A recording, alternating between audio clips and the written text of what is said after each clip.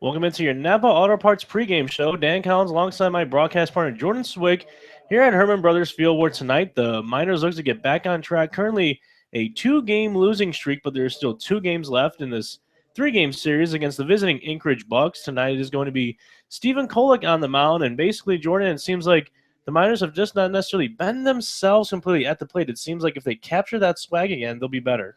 Yeah, absolutely. You're absolutely right. I mean, this team had won 7 games in a row, and recently they snapped it, and then another loss happened, which was last night. So just 2 losses in a row.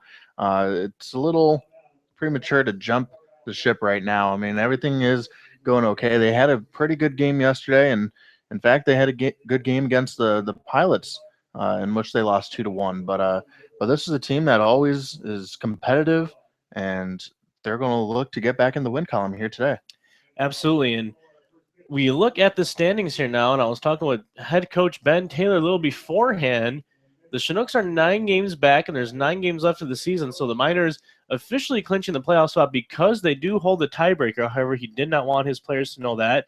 He wants them to think as if they need to win this game, and the rest of them going forward for that matter. The Oilers, who were not in conference action yesterday, they will be in action today. It's against the Gold Panthers, though it's a non-league game. They're a game and a half back. But one major thing we talked a little bit about yesterday, Jordan, and Ben Taylor was telling his boys as well, is that they are still in control of their own destiny. 1.5 games ahead of the Oilers. They face the Oilers 3 more times.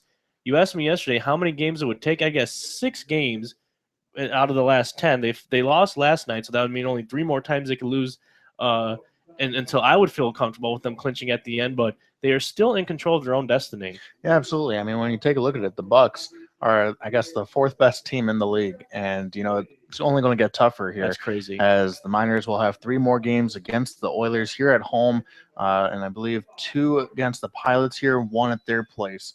So it's going to be a little bit tougher, uh, but the Bucks always have a very competitive game, no matter what the record is against the Miners. Yeah. So you always know it's going to be very competitive. So it's going to be a little bit of a rough stretch here for the Messy Miners, and if they can finish strongly, they should have a pretty good run in the playoffs. Yeah, and the majority of those games will be at home for hopefully what is a strong finish. And there's always a good game when you face the Bucks. So hopefully we'll get another one of those good ones here tonight on the broadcast. We'll step aside now for the national anthem when we come back. First pitch and lineups here on your Matsu Miners Radio Network.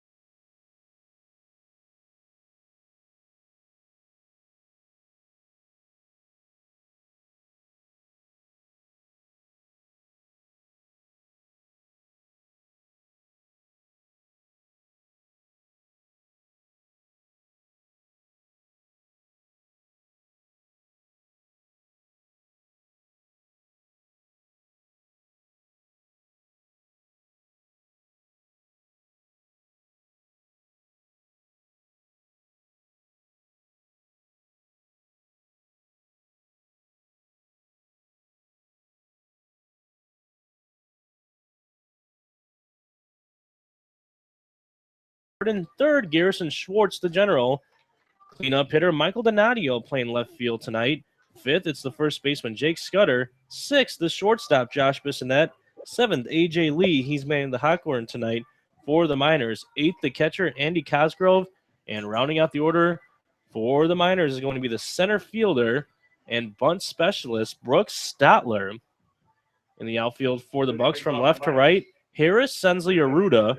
Double play combination of Castles and Hatch. At the corners, it's Hort at first, Tatum at third. Battery of Drew Gooch and Rebenspies. Gooch on the year, also making his fifth start of the season, similar to Stephen Kolick. He's a southpaw. Here's the first pitch he throws. Tries to paint the corner outside with a fastball, but does not. Ball one. Gooch comes in 0-1 on the season with a .415 ERA. 8 walks, struck out 19 batters. That one fouled back by Huey, so 1-1 the count on him now. Mentioned Huey was 0-for-1 officially in last night's contest. The Miners losing 4-3 to the Bucs, but he had 3 walks and 1 sacrifice fly. So Jacob Huey doing good things for this ball club. Here's the 2-1. Outside, 3-1.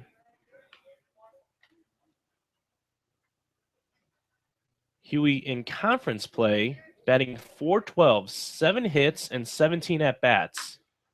This one hit back up toward the middle, and what do you know? Why don't we make it 8 hits and 18 at-bats? Jacob Huey leading things off here with a single. This boy can play some baseball. Yeah, he definitely makes it a lot tougher on the coaching staff on whether to put him in the lineup or not. But, he's showing why he deserves to be in the lineup. He's leading off and DHing for the second consecutive night. And, it seems like Jacob Huey creates some kind of spark for this offense as today he starts it off with a seeing eye single to begin the first. Jacob Huey out of Long Beach, California and Long Beach State. Here's the pitch to Jordan. He shows bunt, brings it back, ball one. Huey on the season as a pitcher is 3-1 with a .278 ERA, 43 strikeouts. And as a hitter, he came into this ball game with an on-base percentage of .483. Jordan shows bunt again. This is a good one. That's the first baseman Reynolds over there. And a good job by Castles, the second baseman, covering first base over there. But it's going to be a good sacrifice bunt by Levi Jordan. And Huey will move on into second base. So a little bit of small ball being played here by the Matsu Miners early on. Here is the general himself, right fielder Garrison Schwartz. Schwartz batting from the left-handed side of the plate. Gooch, a southpaw. So lefty versus lefty in this matchup. We'll see what round one shows us. First one outside. It's a breaking ball. Schwartz checking up his swing. 1-0 the count. Yeah, usually we've seen Jake Scudder here at the 3 spot, but he's fallen down the order mainly to take off the pressure from Scudder. It seems that, he might have a little bit too much pressure on his shoulders as, he's very capable of getting those big hits when needed. But, at times there's actually been a few of them where he's had a cold spell. Well, I tell you this, the skipper, Ben Taylor, has a really good feel for his lineup. He's been working magic all year long, waving the magic wand, tongue twister there, putting these boys exactly where he feels he needs them, and they've been producing first place in the ABL. And as we mentioned in the Napa Auto Parts pregame show, they have officially clinched a playoff spot, punching their ticket to at least play on August the 4th. However, we want them to play on August the 7th, which is the very last day of the season, barring a rainout. August 8th is actually what could possibly be the last day of the season. If any of these postseason games have to be made up, August 8th will officially be the last day. But where we stand now, unless the weather gets crazy, August 7th will be the last day, and then your boys get to go back home. It's a 2-2 count at Schwartz. Huey's at second. Here's the pitch from Gooch. Schwartz hits this one.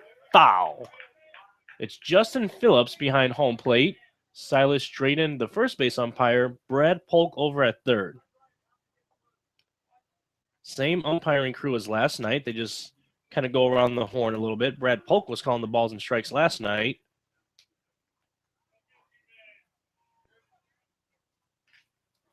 2-2 with one out. Here's the pitch. Schwartz sends this one into the outfield, and the red light is going to be put on at Jacob Huey. So runners now at the corners, first and third. One out. Here comes Michael Donadio. Good stop and hold right there. The skipper, Ben Taylor, making sure Huey wasn't going for home. No need to run yourself out of the inning yet. Yeah, absolutely. Jacob Huey on that play, he had to freeze because he wasn't sure as soon as that hit off the bat of Schwartz if the shortstop was going to be able to make that play, the shortstop being LJ Hatch, but it was over his head. So Huey with a little bit of a late start, but he does make it over to third. So runners the first and third for the Matsu Miners, and the cleanup hitter, Michael Donadio, up at the plate. Donadio 1 for 4 with the walk in last night's ball game. In terms of qualified batters, he has the highest batting average on the team. He swings through that one, strike one. 0-1 the count now on Donadio. If you include both conference and non-conference play, he's batting .307 on the season. That's also, like I said, including the Scout Showcase and the All-Star Game. But just in conference play, .319, 16 RBIs, 19 walks. That 19 leads the team in walks. Second is Jake Scudder with 17. Was also hit by a pitch once this year. He struck out 13 times. Here's the 0-2 to the cleanup man. Fastball outside, 1-2 the count now. Runners are on the corner bags. That's Huey at third. He singled to lead off this inning. Schwartz just singled. He's over at first. 1-2 the count on Donadio. And Gooch fires away. Schwartz is off and running. Here's the throw from Rievenspees. Do they got him? Yes, they do. Garrison Schwartz caught stealing for out number 2 of this inning.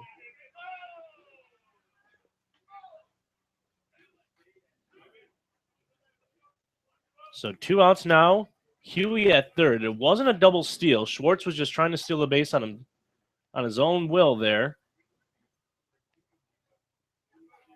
Donadio still a little bit of work to do here. It's the 1-2 pitch. This one hit right back up the middle, and it's a 1-0 ball game. Miners lead.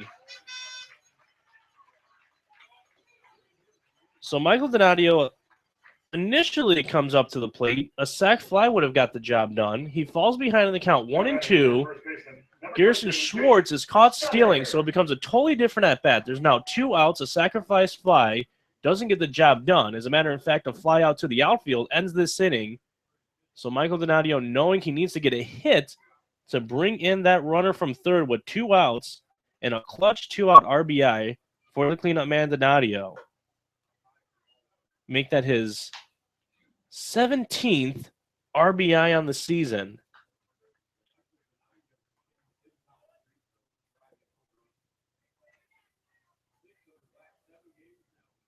Here's the Scud man. 1-0 the count on him. The pitch. Breaking ball paints the outside of the plate. 1-1 the count now. This is where Jake Scudder can be dangerous. When you move him down in the lineup, he still poses the same threat as he would at the top of the lineup. But now that he falls back, maybe it gives him a little bit of a weight off of his shoulders, as he's still a very dangerous batter here. Swing and a miss on that pitch. It was a breaking ball low. Count now 1-2 on Scudder. Huey led this inning off with a single, and then eventually came around to score thanks to that RBI 2-out knock by Donadio. And what do you know? The Miners once again scoring in the first inning. Has to be their favorite inning this season, I tell you. They love to play from in front, as my partner Jordan Swick would say. They're doing so again tonight. One thing we know about the Bucs, never, ever, ever count them out. So 1 run surely not good enough in case you want to feel comfortable. This one, is it going to split the gap in left center field? No, it's not. Harris is going to make the catch on the run to retire Jake Scudder.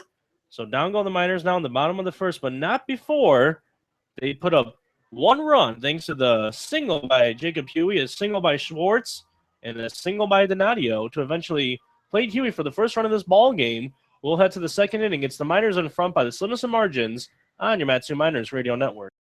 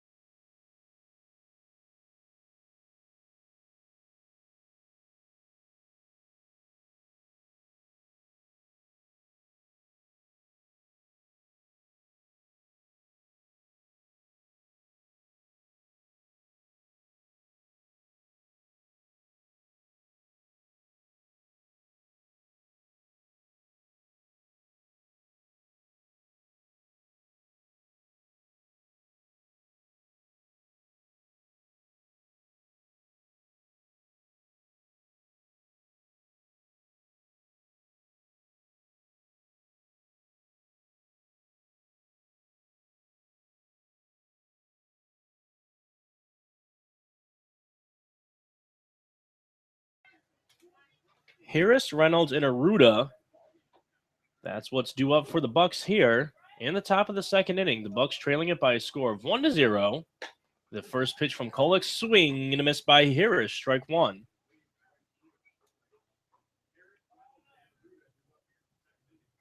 Miners taking no time to tally or run on the scoreboard.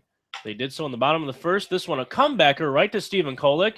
Going to take a couple jogging steps over to Jake Scudder at first, where he tossed it to him for out number one. Now batting the designated hitter, number 20, Cody Reynolds.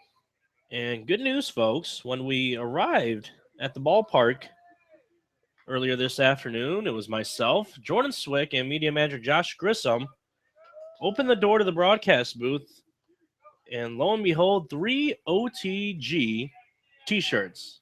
Those shirts, of course, standing for On the Grind. This one chopped foul by Reynolds.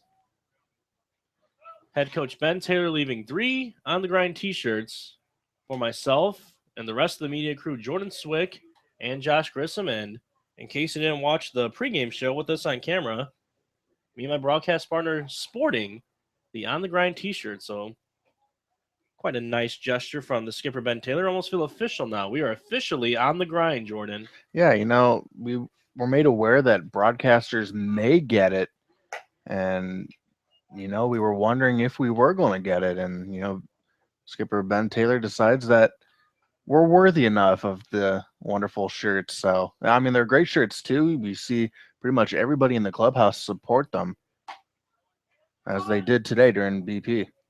Yeah, it seemed like, I want to say, just about everybody on the club wearing the OTG shirt. So it seems as if everybody has done something to earn it, and that's not a shocker. A lot of guys on this club putting in work, basically all of them. This one's a chopper over to Josh Bissonnette. Throws it over for out number 2. He has quite the relay over to first, Josh Bissonnette.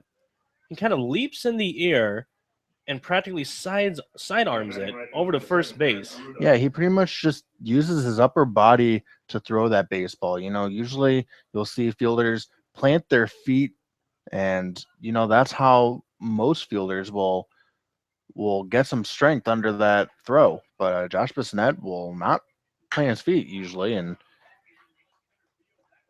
this one is going to be blooped into left field for a 2-out single. That is the first single of the ball game for the Anchorage Bucs. So that breaks up the no-hitter and perfect game. So I don't have to worry about jinxing that on the broadcast. Usually when it gets 4, 5, 6 innings, I have to really be careful about what I say. But we're in the bottom of the second inning here in the first hit, so no need to watch out for any jinxes on the broadcast. Kolek now going to have to work out of the stretch with the runner at first.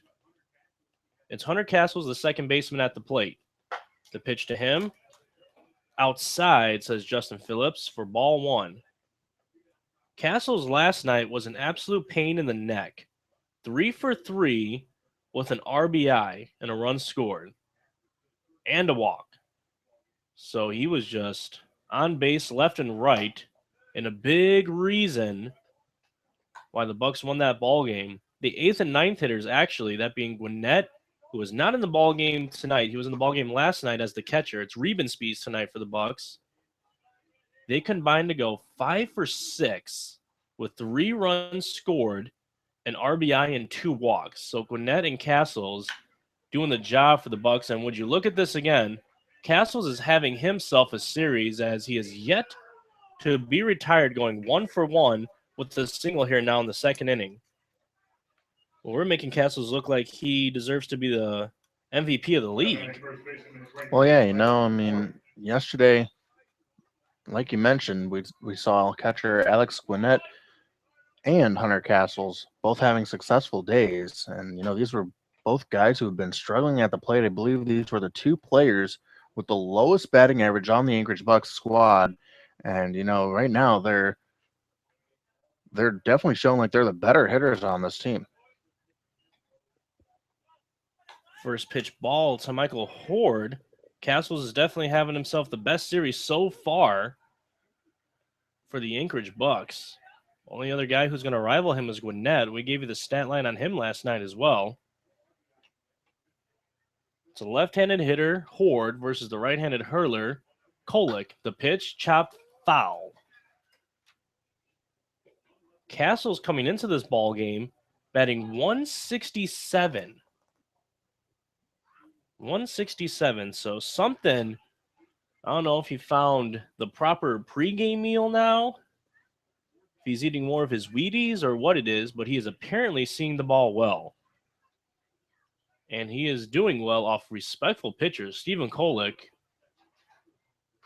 very talented right-handed arm. And last night it was Trent Shelton, who has been almost our ace number 2, you could say, if you look at all his stats on the season. So he is doing it against quite some good pitching. Shelton also the lefty, Kolick the righty. So doing it depending on whether it's a southpaw or right-handed arm at the plate. He's having himself a good series thus far. Hopefully he doesn't hurt us this go around. It'd be really good for the Miners to pick up a victory here, and the rubber match will be tomorrow night. Same time, same place, 6 p.m. Hermon Brothers Field. But first we have to complete 9 innings here tonight. It's the 1-2 pitch coming to Michael Horde. Chopped foul. The weather for the past week, it seems, has been identical. Cloudy, very cloudy at that. Typically an overcast. And anywhere from 61 to 68 degrees. Tonight, 63 degrees. Cloudy, slight breeze at the ballpark. And speaking of a breeze, Horde's going to add to that breeze with a swing and a miss, strike 3. So no runs, 2 hits, 2 left on base for the Bucs on the top of the second. We now head to the bottom half of this inning. The Miners still lead by 1 run on your Matsu Miners Radio Network.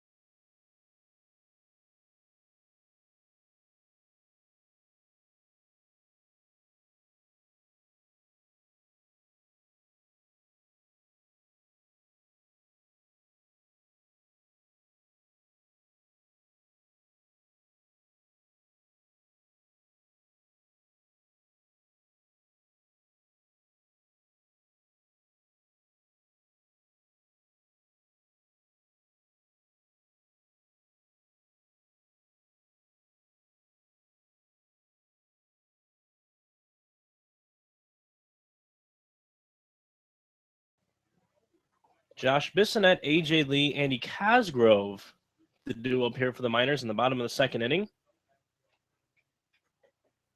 Miners leading by a score 1-0 here at Hermon Brothers Field, home of your Matsu Miners. The windup and the pitch from Gooch. Fastball, strike one. Bissonette 0 for 3 in last night's contest. He batted in the 7th spot. A little bit of a bump up here to the 6th hole. This one hit hard left side. That's his counterpart, the shortstop Hatch, who was going to make the play for out number 1. Upcoming A.J. Lee, who did not have an at-bat in last night's contest, however, did come in as a pinch runner for Angelo Armenta.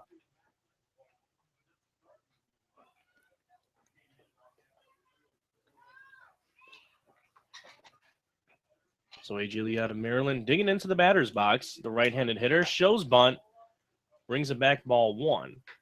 On the season in conference play, A.J. Lee batting .247, 2 doubles, 1 home run, 7 RBIs, 12 walks, and was hit by a pitch twice. The man who leads the team in hit by pitches is Garrison Schwartz, hit 4 times. Isn't that against the rules of war? You can't hit the general. This one slapped over to third, and Tatum cannot make the play. Lee's going to round first, head for second. He will slide and get in there safely. So as I talk rules of war, A.J. Lee hits himself a double down the third base line. But I could have sworn, Jordan, that you are not allowed to attack the general in battle. That's Bush League. But our general hit 4 times this season. That is just Butch. Bush League play right there. Oh, well. Garrison is good at rubbing some dirt on it and getting out with the ball games. And speaking of getting on with it, A.J. Lee at second, Cosgrove at the dish. 1 out here, Miners lead at 1-0 in the bottom of the second inning. First pitch to Cosgrove, a breaking ball. Lone in the dirt, ball 1. Wolfgang Winter, the public address announcer, singing the national anthem in quite the rendition. Had to look over to the PA booth and give a few claps. He did a great job. This one hit in the air, right center field. Steven Sensley on his horse, can't get it. It's over its head. It one hops the wall. Steven Sensley throws it back into the infield. Here comes A.J. Lee. Come on, Lee. Come on, Lee. He slides in safe. And Cosgrove over to third. 2-0 the score here at the ballpark, ladies and gentlemen. Cosgrove reaching third base on that. They were throwing, Sensley threw it back into the infield, and Cosgrove did make a turn at second, so we'll wait and see what the official ruling is. He did turn and burn, even on the throw. It's going to be an extra base hit, waiting to see if it was second, a double, and he reaches third base on the throw, or if they're just going to award him a triple. And I don't know if you folks back at home were able to catch that, but as Ben Taylor, the skipper and third base coach, was waving A.J. Lee around, he was almost racing him to home plate. They were running side by side before A.J. Lee kicked it into high gear and eventually was too far out in front of the skipper. And this one, look at this. Bloop single into left field. Cosgrove's going to score, and it's a 3-0 ball game off the RBI single by Brooks Stotler. So it is officially back-to-back doubles by Lee and Cosgrove. Cosgrove's is going to be an RBI double. That is going to be his 3rd RBI of the season. And Stotler with an RBI single now. That is going to be Stotler's 12th RBI in the season. So a dozen ribbies for Brooks Stotler. And now batting for your Miners, the DH, number 17, Jacob Huey. And here is Jake Huey.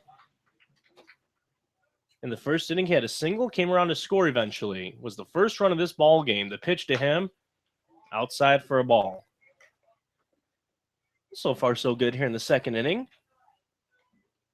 2 runs for the Miners thus far. You combine that with their 1 in the first inning, we have ourselves a 3-0 game. That one hit but foul. So Stotler will have to turn around and retreat back to first base. Levi Jordan on deck. He had a sacrifice bunt back in the first. And how's about Brooks Stotler really heating up down in that ninth hole for the Miners? Came into this ball game batting .279. Mentioned he picked up his 12th ribby of the year. And if you do the math, and this will not be including the Scout Showcase, so ever since the All-Star break, he has hit safely in 5 of his last 6 ball games. That includes 4 games with at least 2 hits. 4 multi-hit games. This being the 7th since we've gotten back from the All-Star break. It was the game against the Pilots that snapped his hitting streak on the 23rd, but now on a 2-game hitting streak with the hit here. So Stotler really heating up. Batting average at .283 now that would be. Came in with an on-base percentage of .380. So doing good things down in the ninth hole. Has an RBI single so far today. The payoff to Huey. Bounces in the dirt. Stotler gets a second. He's going to make a turn and go for 3. Here he goes. The throw to third. Safe. So the ball getting away from Riebenspies on the ball 4 to Huey. Huey took first base, and since the ball got away, Stotler went from second to third, showing off the speed there. And that got ugly for the Bucs in a hurry. Yeah, it's so ugly that the Bucs have activity in their bullpen at this minute. And a mound visit here now. Don't know if that was ruled a pass ball or a wild pitch.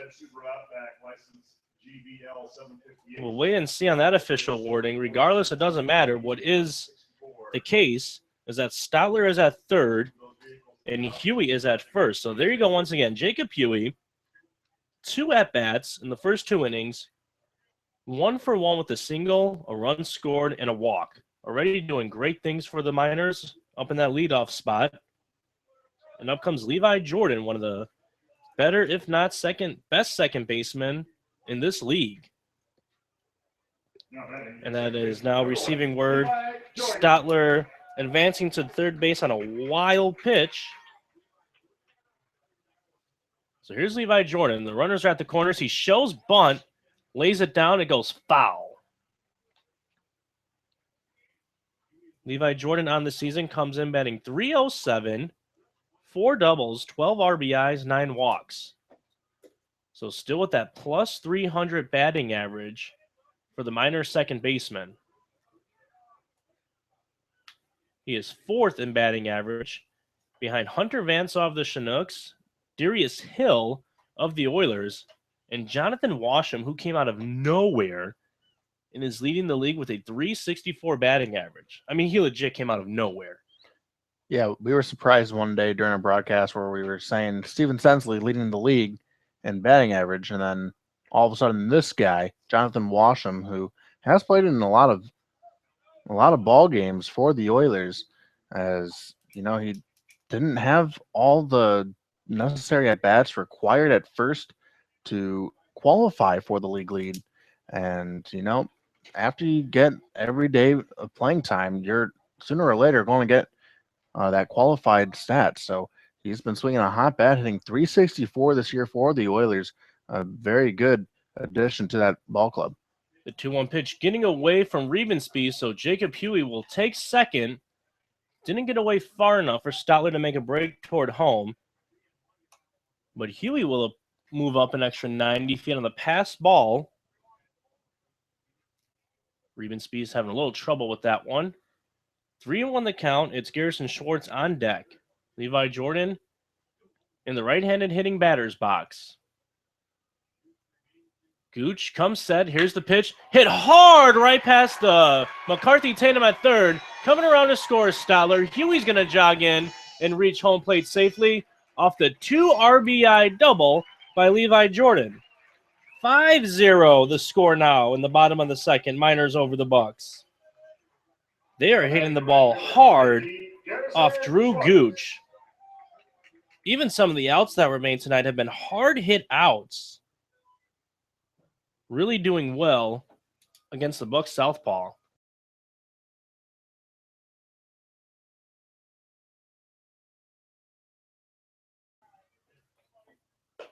First pitch to Garrison Schwartz. Catches the knees, says Phillips, for strike one. Levi Jordan, ladies and gentlemen, a 2 RBI double.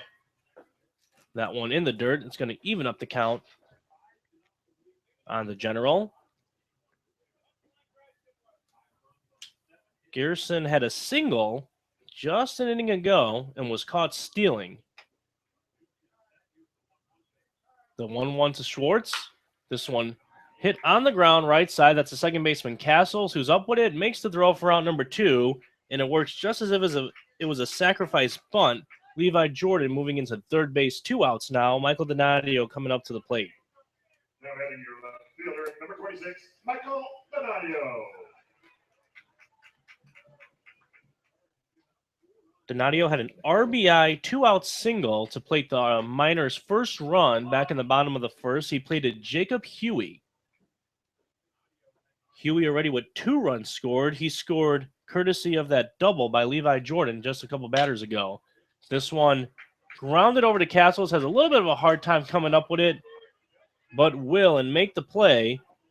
And that's going to end the bottom of the second inning, but not before the Miners put up another crooked number on the scoreboard. That actually being the first crooked number of this game, a 4 spot. Combine that with the 1 in the first inning, and we have ourselves a 5-0 ball game as we head to the top of the third inning at Hermon Brothers Field here on your Matsu Miners Radio Network. All right, first of 3 winning numbers.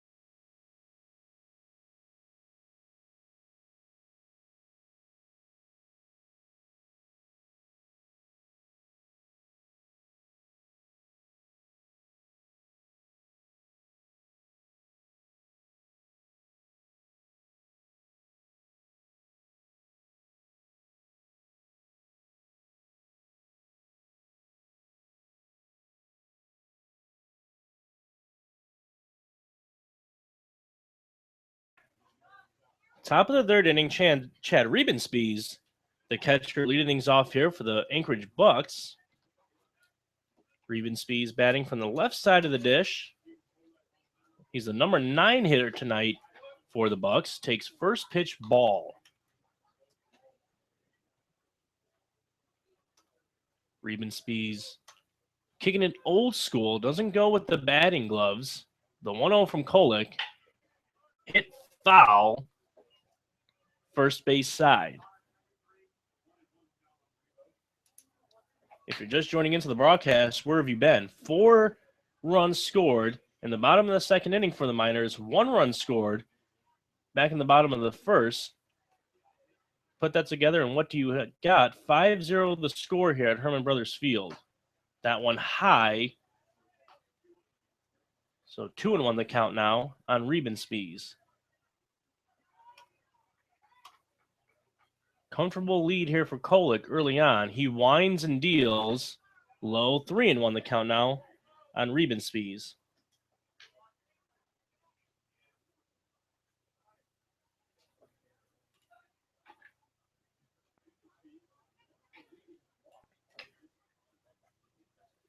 Riebenspies now awaits the 3-1. Here's the pitch from Kolick. Hit foul. So now that's going to run the count full here. The leadoff man, L.J. Hatch, on deck for the Bucs. McCarthy, Tatum in the hole. Revensby's batting 197 on the season. 1 double, 1 triple, no long balls, 7 RBIs. The payoff pitch, grounded. It's a one-hopper over to Levi Jordan. He's going to play catch with the first baseman, Jake Scudder, and we have 1 down in the top of the 3rd. Now batting, shortstop number 2, L.J. Hatch. Bring up the leadoff man, L.J. Hatch. Shortstop tonight for the Bucs. He grounded out to Levi Jordan in his first at-bat back in the 1st inning. Dan Collins here on the call alongside my broadcast partner, Jordan Swick. And here's another ground ball to Levi Jordan. Vacuums that one up, plays catch with Jake Scudder. We have ourselves 2 up, 2 down in the top of the 3rd inning.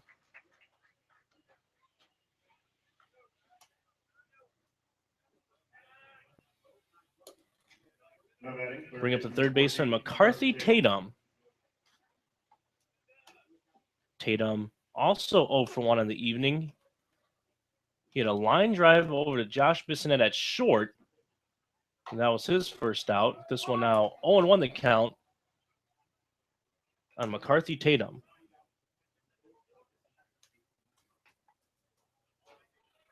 The 0-1 pitch.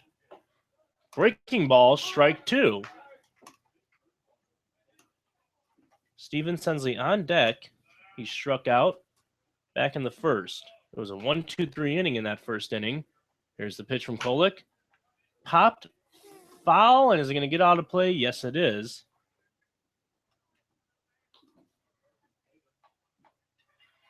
So 0-2 the count now. Still on McCarthy Tatum. Tatum comes in batting .248 on the season.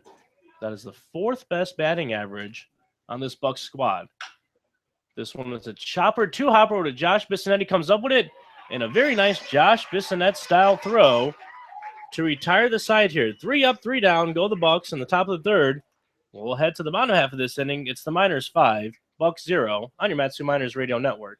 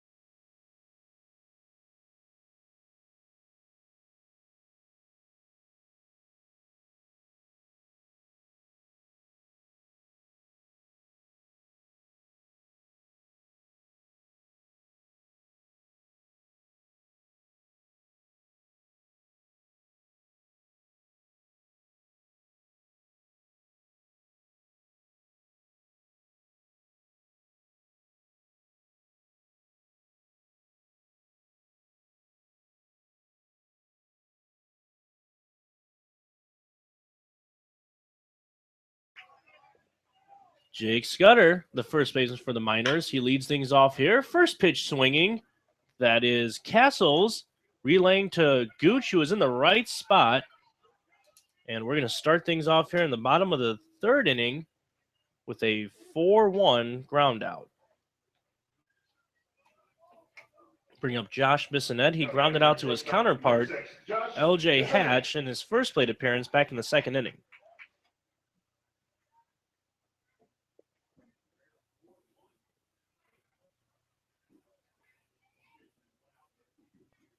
Bissonette digs in. Gooch gets the signs, takes a deep breath, now delivers. Fastball outside. Going to catch part of the plate for strike 1.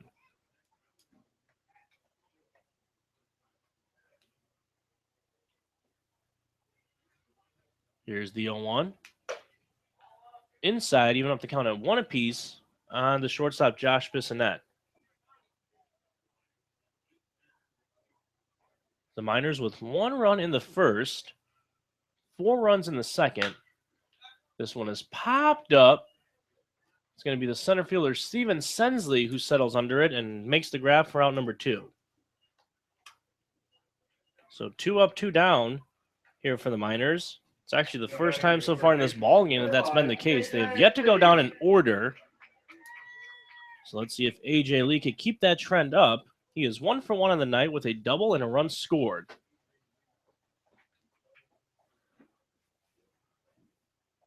A.J. Lee having the night off last night despite his pinch run appearance. Swings through that one, a high fastball for strike 1.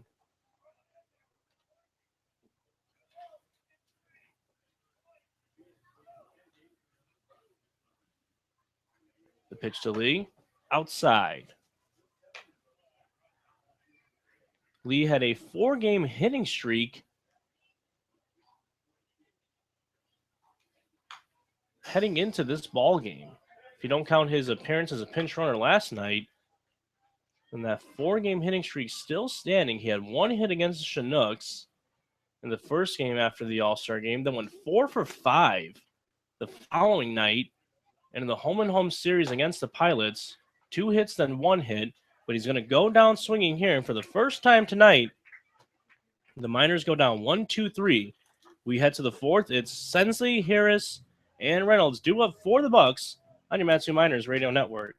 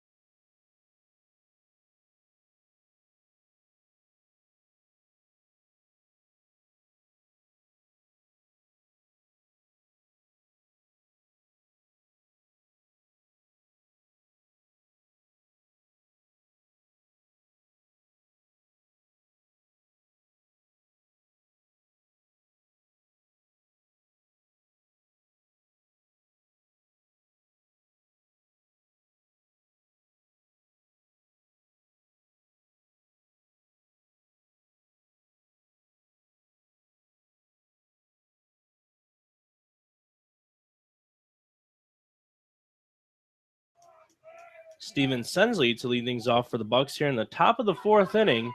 His ball club trails it by a score of 5-0. First pitch from Stephen Kolick, tonight's starter for the Miners. Here in his 4th inning of work, taken for a ball. Steven Sensley is 0 for 1 with a strikeout swinging. He was 0 for 3 in last night's contest with 2 strikeouts via the swing and a miss. So a little bit of a rough start to the series for Steven Sensley. We will surely take that. He has been red hot all year long. He had a good series against the Oilers. Had a few homers in that one. A few RBIs. That's what brought him in as the league leader in both home runs and RBIs. 2-1 the count on him now.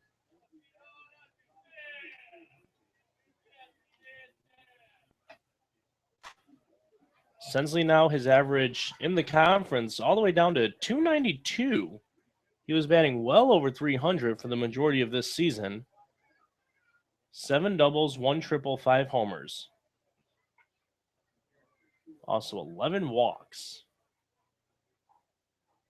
Here's the 2-2. Hit hard down the right field line. Schwartz is giving it a chase. Sensley's going to turn and burn, dig for 2. He'll get there. Levi Jordan cutting off the throw from Schwartz. And that is the first hit for Steven Sensley this series. Leads things off here in the top of the 4th with a double. Left fielder number 16, Bryant Harris. So here comes the left fielder, Brian Harris. He grounded out back to Stephen Kolick in his first at-bat back in the second.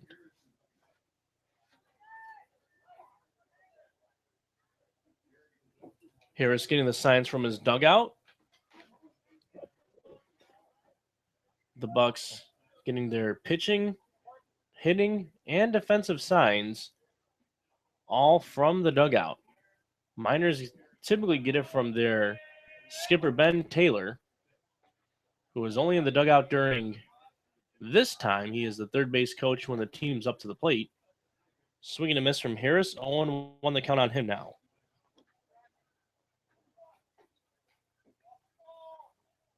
Harris comes in batting .227, 3 doubles, 1 triple, 1 home run, 12 RBIs.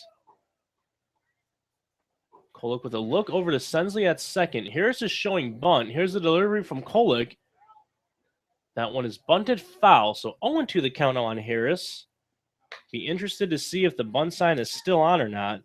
With 2 outs, or check that with no outs, but an 0-2 count on Harris. I would doubt it, but you never know in this game of baseball. I've seen weirder things.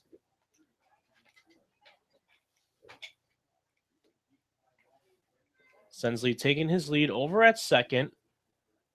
Outfield normal depth. Same can be said for the infield. Here's the 0-2. Hit right side. That's Jake Scudder, who dives, knocks it down. He's gonna not make it throw over to first. So runners at the corners now for the Bucs with nobody out. They're starting a little rally here in the 4th inning off Stephen Kolick. You know, it was a nice effort by Jake Scudder to keep that ball in the infield because if it doesn't get by, then, well, if it does get by, then it could be the first run of the game for the Bucs. But fortunately, Jake Scudder stopped the ball from going into the outfield, and so it's going to be runners at the corners here to begin the 4th inning here for the Anchorage Bucs. Bring up the designated hitter, Cody Reynolds. Reynolds on the season batting .218, 3 doubles, 3 home runs, 13 RBIs. Infield at double play depth. Kolick from the set. Here's the pitch. Foul back for strike 1. Dr. K's Pediatric Dentistry in Palmer believes the best dental care can only happen when a trusting and respectful relationship has been built between the doctor, parents, and their children in a safe, fun, stress-free environment. It's Dr. K's goal to change how you think about going to the dentist. Give them a call at 745-KIDS. That's 745-5437 to make an appointment, or go online at matsumoose.com. Runners on the corners here for the Bucs. It's Harris at first, Sensley at third. Cody Reynolds at the plate. There are no outs in the top of the 4th. Miners lead by a score of 5-0. And they're going to call a balk on Stephen Kolick. So that moves the base runners an extra 90 feet. Sensley's going to score, which cuts the deficit to 4 now. 5-1 the score. And Harris is going to mosey on into second base. See, that's a rule change. That balk, the step toward third, fake it to first. You know, that used to be a legal play a couple years ago, but now it is not. So the reason it's not because the lefties do not get the same kind of advantage for that reason. But Stephen Kolick forgetting about that rule, so therefore it is a balk, and he happens to balk in the first run of the ball game for the Bucs. Yeah, Stephen Kolick kicking it old school with that move there, and I was waiting for them to signal it, and sure enough, Silas Drayden over at second base did. So here's the 1-0 pitch to Reynolds. At the knees, strike 2. Cosgrove now going to go talk to his pitcher. Perhaps let him know that it's an 0-2 count on Reynolds. You get him out here, and we'll work with the next 2 batters. Don't worry about Harris. We still have a 5-1 lead here.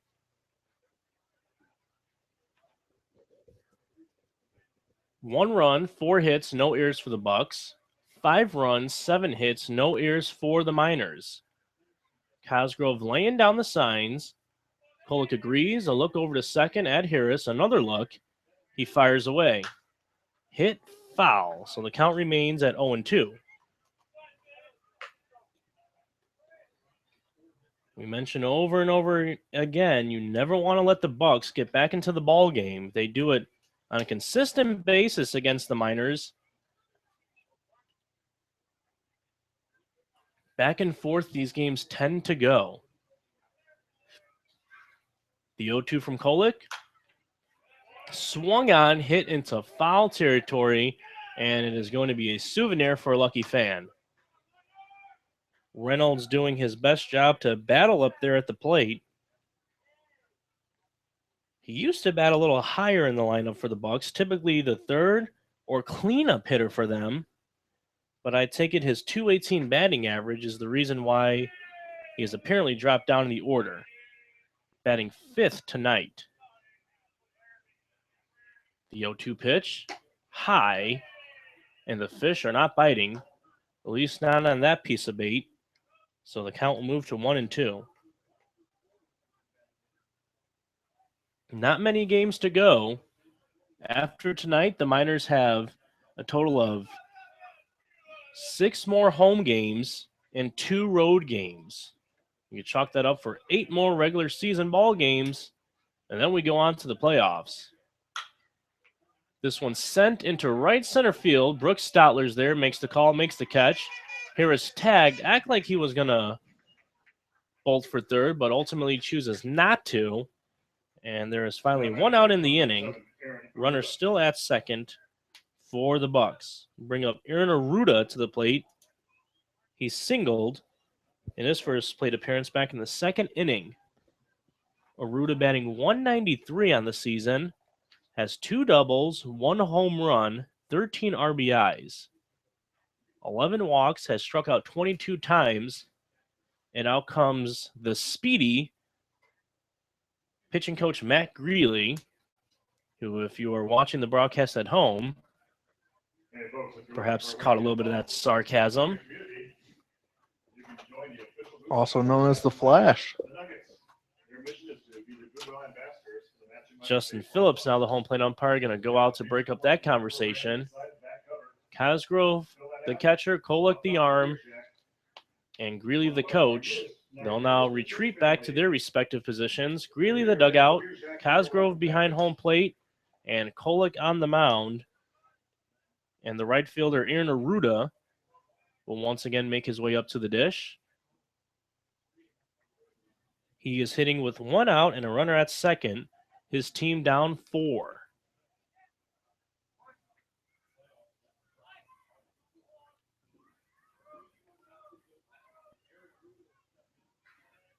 Kolek will look over to second. Out of the stretch, delivers, swing, and a miss, strike 1. Good pitch right there by Kolek. Throwing it right past Arruda, wasting no time getting down to business.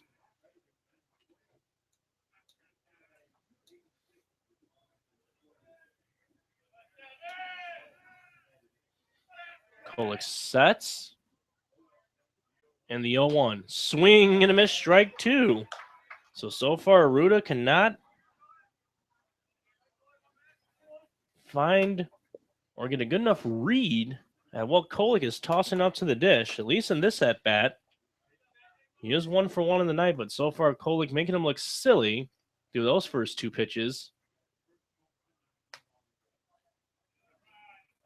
Kolek now going to step off, make sure that Harris steps back on the second base bag. Harris does and takes his lead again.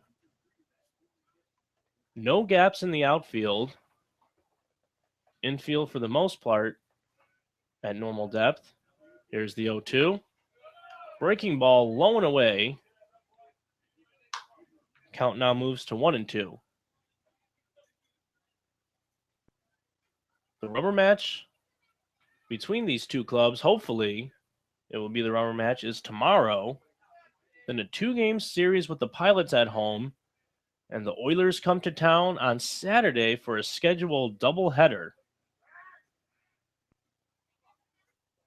The 2 road games left for this ball club.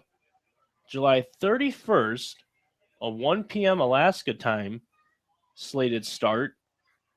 Sunday at Mulcahy Stadium against the Pilots. That will be the Pilots' last regular season game, and this one is going to hit Arruda. Look like it hit him right in the face. I'm hoping, if that is the case, that caught his helmet. Because if it didn't catch that helmet, that's going to leave quite a bruise there on his cheek. But not grimacing or anything. He just rubs some dirt on it and goes over to first. So you know what? Tip your cap to Aaron Arruda there. Putting on his big boy pants, and even though he gets whacked in the face, shakes it off and makes his way down to first base. Taking a few walks back and forth now over there at first before he takes off his batting gloves. I imagine that doesn't feel good. Luckily for me, I can't say I've ever been hit in the face with a pitch. Especially when you have a guy like Steven Kolick tossing it up there to you. Yeah, I've been hit before a couple times, and it does not feel good, especially in the face. In the face? Yes. Yeah, I've been hit by a pitch, just never in the face. I was hit by a pitch on my eye, actually. This one is a bunt. Is it going to go foul? AJ Lee's going to steer at it, and it won't. It's going to hold the line, and the bases are now loaded after the bunt single by Hunter Castles. So the bases loaded, 1 out here for the Anchorage Bucs, and they have a tremendous opportunity here to at least get themselves back in the game. They currently find themselves trailing by a score of 5-1, but the tying run here at the plate with Michael Horde. Man, this is dangerous now. You mentioned it's a tying run at the plate, 1 out. The Bucs with a big rally here so far. Hopefully, Kolick could shut the door. A double play ball and good enough execution will get us out of this inning. There is 1 out. AJ Lee playing at the cut of the grass. The double play combination of Jordan and Bissonnette going to move on into double play depth. The first pitch low, ball 1, and there is nowhere to put him. So Kolick doesn't have many more pitches to waste.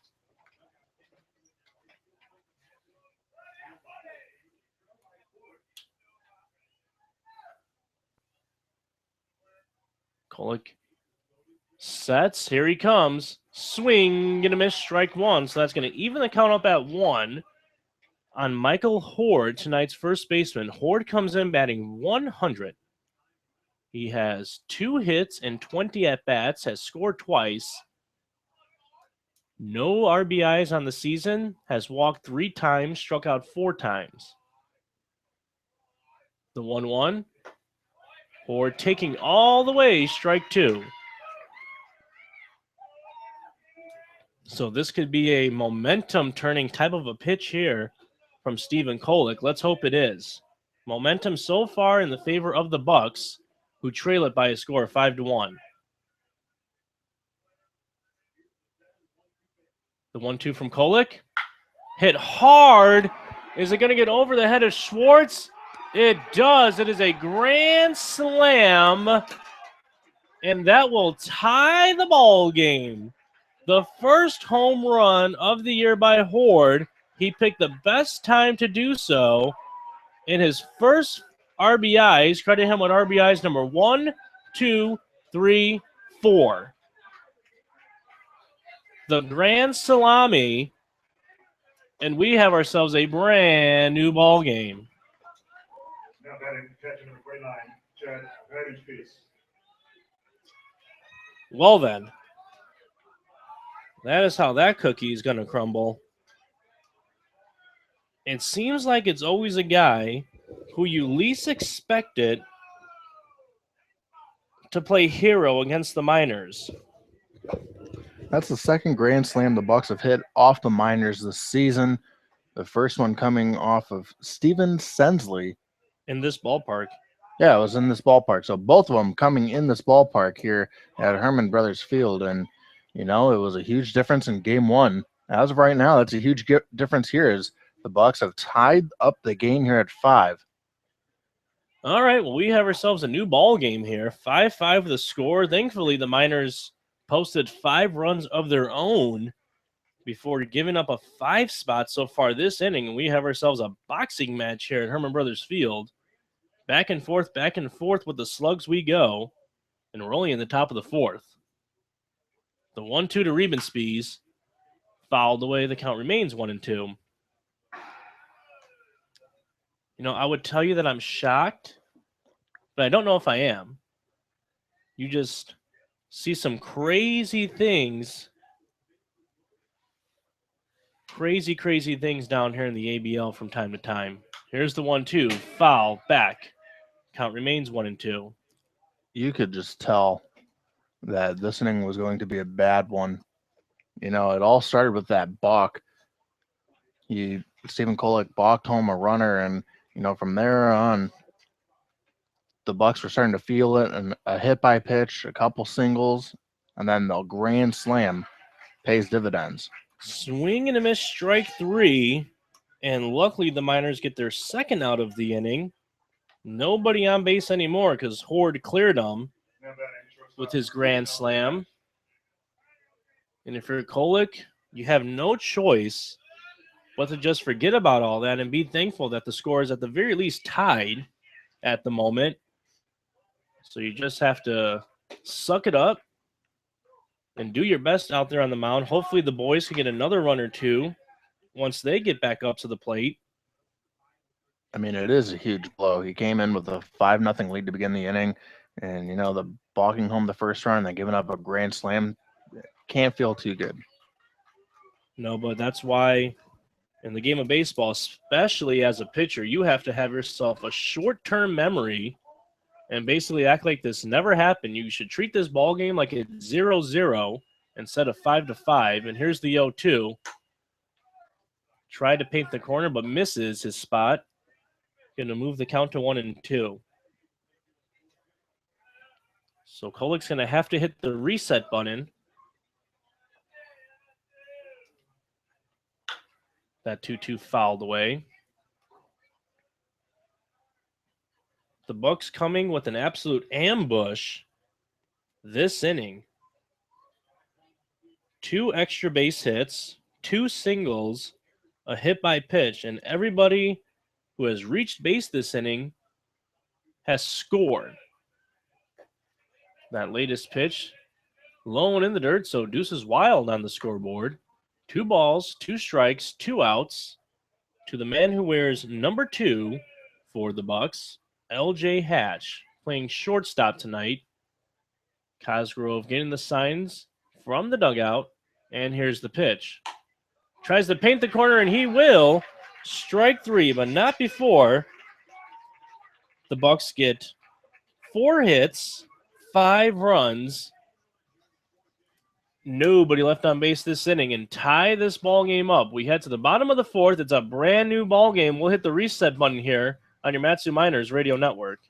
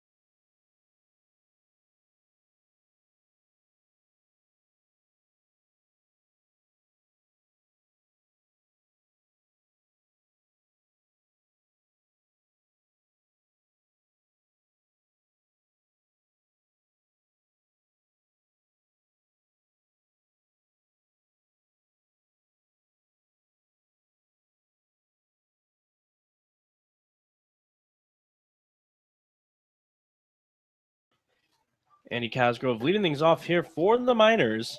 5-5 the score here at Hermon Brothers Field. Cosgrove takes ball 1. Cosgrove had a triple in his last plate appearance. It was originally ruled a double, but switched to a triple, and rightfully so.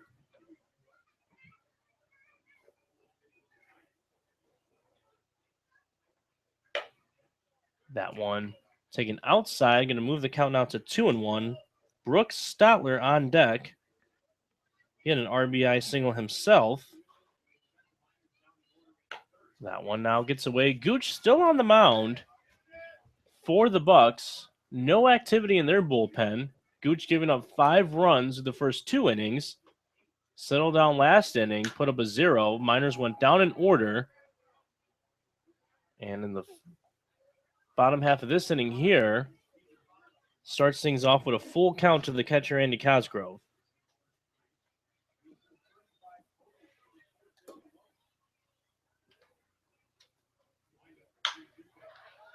This one lined over to the first baseman, Michael Horde. He's going to make that grab easily for out number 1. Now batting your center fielder, number 24, Brooks Stotler. Here's Brooks Stotler. Mentioned he's singled, knocked in his 12th RBI of the season, and ended up scoring. Is he going to lay down the Brooks Stotler special? Well, he tried. Brings it back, ball 1. And for the Miners, you have to keep fighting here. Don't stop anything offensively. The way their approach has been, it's been fantastic. Keep things going. Stotler's going to pop this one up. And that's the shortstop, LJ Hatch, going all the way into foul territory to make the grab for out number 2. Now batting your designated hitter, number 17, Jacob Huey. Well, we need a base runner, and coming up to the dish is Jacob Huey. So he came in with a .483 on base percentage and has reached base in both his plate appearances. Takes that first pitch for a strike, but it can't be Huey all by himself, and it hasn't been, at least tonight. We've had plenty of contributions throughout the whole lineup, and we have to keep it that way, but we are super desperate, so you might as well bring up one of the hottest hitters on the team, and that would be Huey. Michael Donadio, who is batting 4th tonight, also swinging a good bat. Here's the 0-2 pitch on Huey. High, ball 1 in this sequence, 1-2 the count.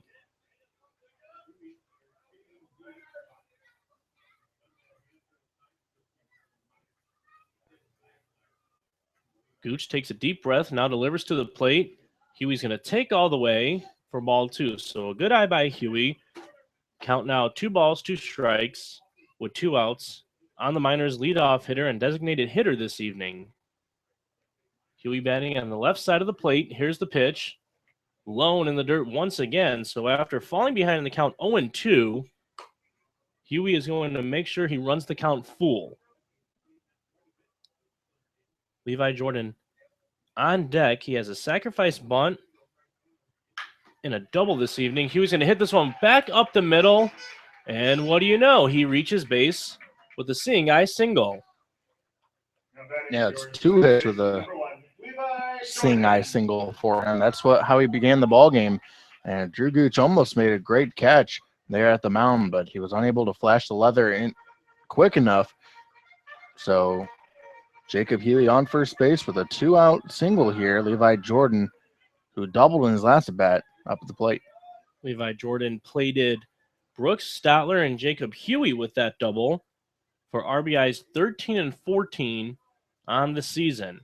The first pitch to him, it's a grounder over to his counterpart and second baseman Hunter Castles, who quickly throws on over to first for out number 3. So the Miners do get 1 hit, but they'll leave him there. It's Jacob Huey who had the 2-out single, and we'll head to the bottom of the 4th inning. Score tied at 5 on your Matsu Miners Radio Network.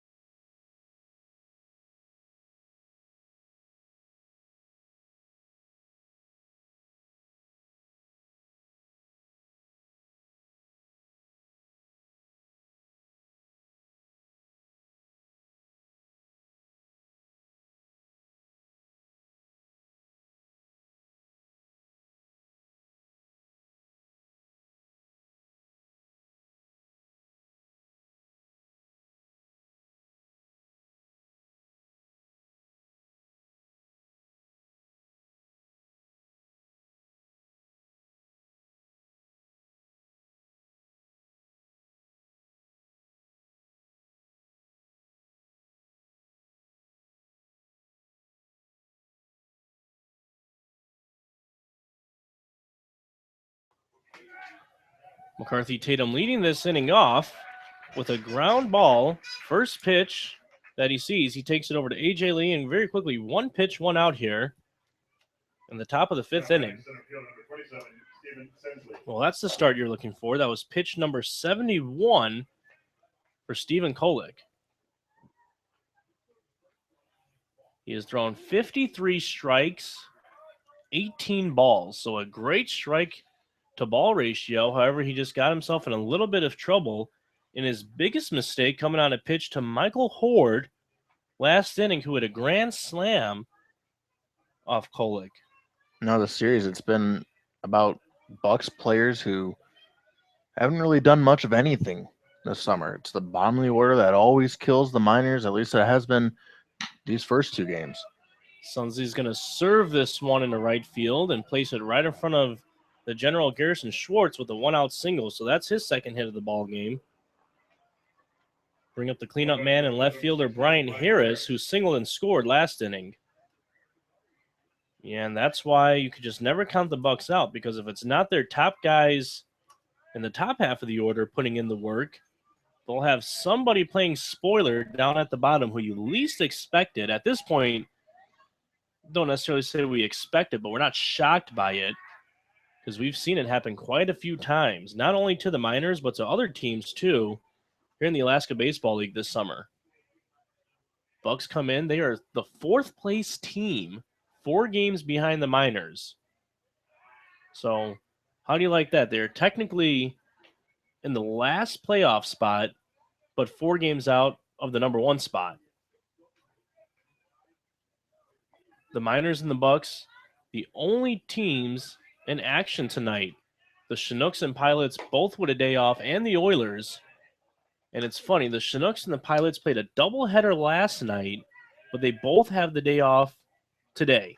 Yeah, it's a little crazy. You were mentioning it to me earlier. Why didn't they just play one yesterday and one today? Well, I don't know. I guess they just wanted the day off, so they decided they were going to play 2. It seems like the logical thing to do, but they had the day off 2 days ago. So Right. It seems like, you might as well spread out the game, since, nobody likes to play doubleheaders. It's a burden on pitchers and everybody. So, it'd be best to just separate them, but that's not what happened. Here's the 1-0 hit right over to Levi Jordan. He's going to make the grab on the line and throw it over to Jake Scudder for the 4-3 double play to end the inning. So the 1-out single by Steven Sensley does no harm, and we're halfway home here at Hermon Brothers Field, all knotted up at 5 on your Matsu Miners Radio Network.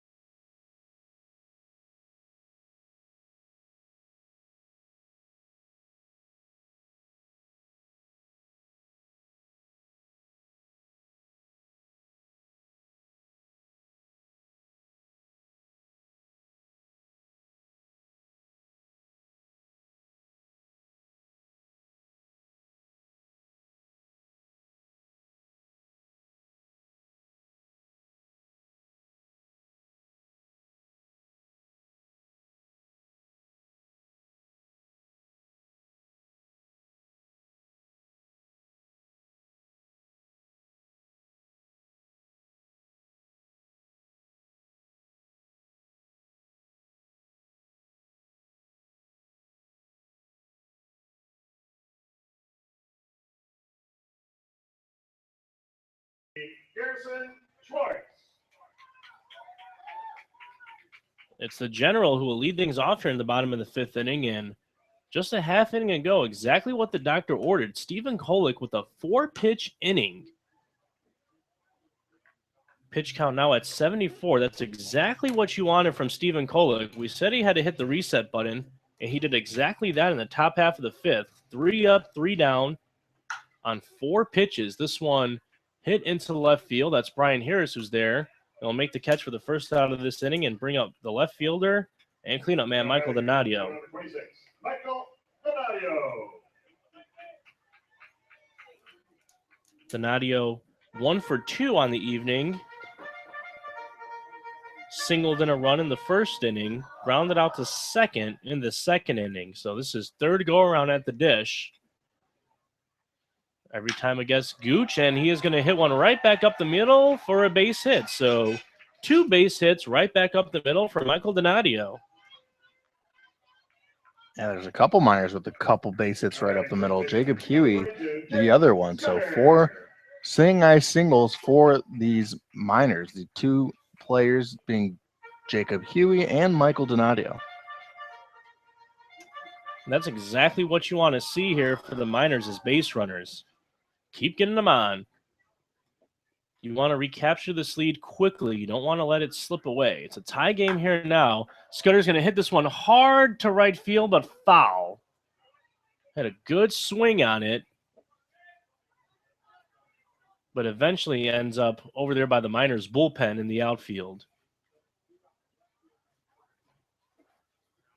Bottom of the 5th here at Hermon Brothers Field. The Miners 5, the Bucs 5. 1 out, Michael Donadio at first base. Jake Scudder at the dish. 0-1 the count on him. Drew Gooch from the set. This one hit hard, and it's going to find the gap and one-hop the wall out there in right field. Donadio's being waved around. Come on, Donadio. Is there going to be a throw to the plate? No, there's not. And Jake Scudder is going to double in the go-ahead run. See, earlier in the game, we were talking about how nice it probably is to move him down in the order a little bit, get the little pressure off of his shoulders. And here he, with a 1-out RBI double, is able to give the Miners a 6-5 lead here in the 5th inning. All right, well, let's keep the line moving here. That RBI double off the bat of Scudder, good for his 22nd ribby of the season. Good job by Jake Scudder there. Here's the pitch to Bissonette. Lone in the dirt ball 1.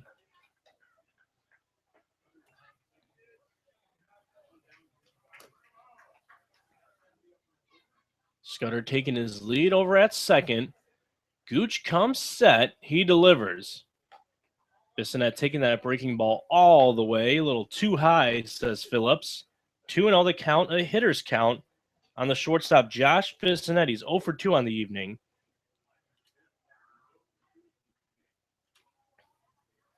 Gooch gets the signs. Fires away. That one breaking ball will catch the outside part of the plate. 2-1 the count now. A little bit of activity now in the Bucs bullpen. They have a right-handed arm down there warming. Jordan Swick is going to get the binoculars out and find out exactly who that is warming up for the Bucs. 2-2 count now on Josh Bissonette as he just swung through that latest pitch.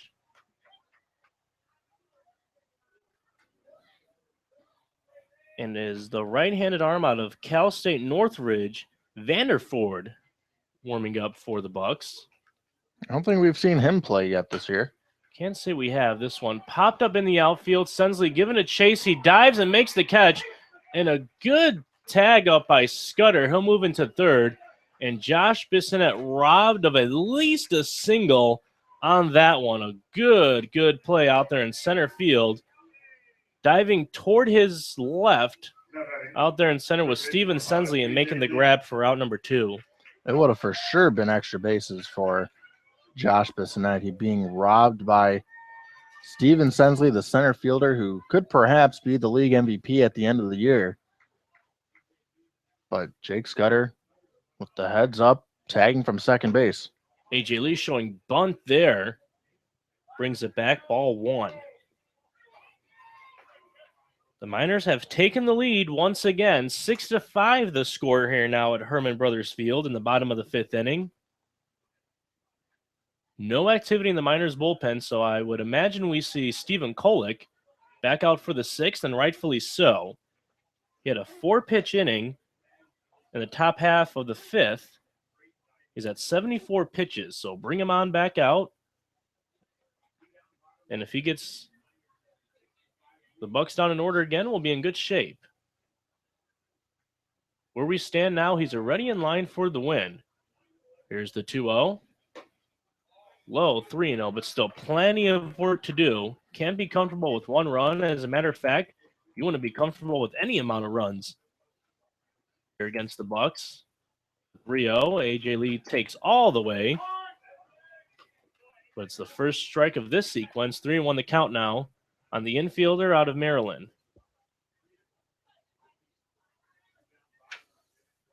Gooch with the delivery. This one slapped hard but foul.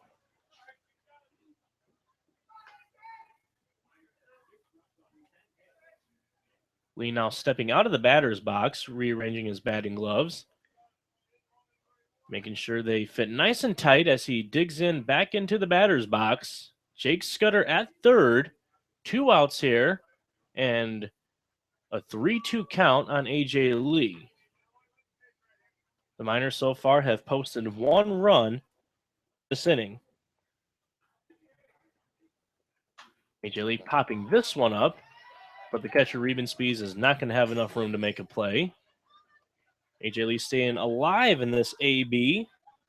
Count still full on him. Dan Collins on the call here alongside broadcast partner Jordan Swick here at Hermon Brothers Field.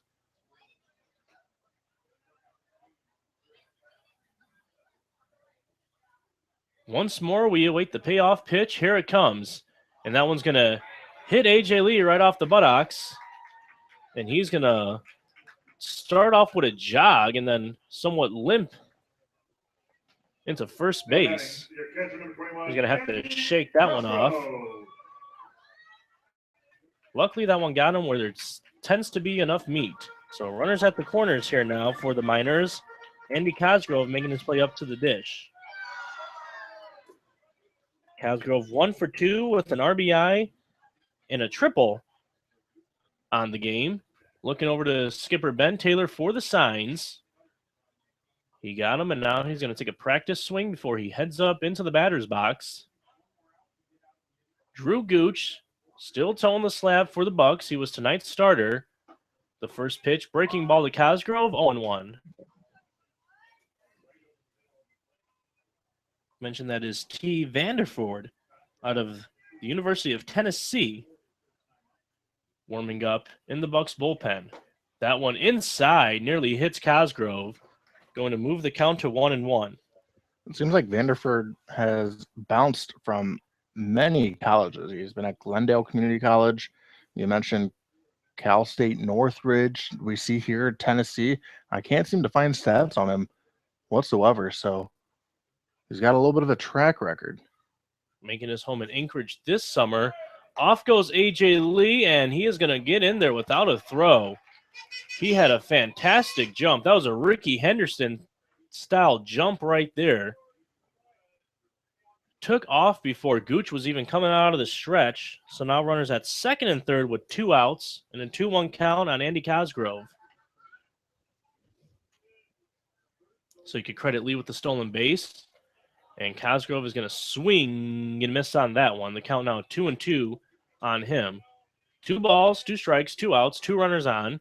Miners lead by a run. 6-5 the score. Bottom of the 5th inning, Hermon Brothers Field. Miners looking to improve their record to 22-14. They have already punched their ticket into the postseason. Now time is called at the plate. Miners also looking to start a winning streak here. They have lost their last 2 games after being winners of their last 7. There's the 2-2 from Gooch. And it's going to be called strike 3. So 1 run, 1 hit. Check that, 2 hits, 2 left on base for the Miners here. And we'll go to the top of the 6th inning. It's the Miners 6, the Bucs 5 on your Matsu Miners Radio Network.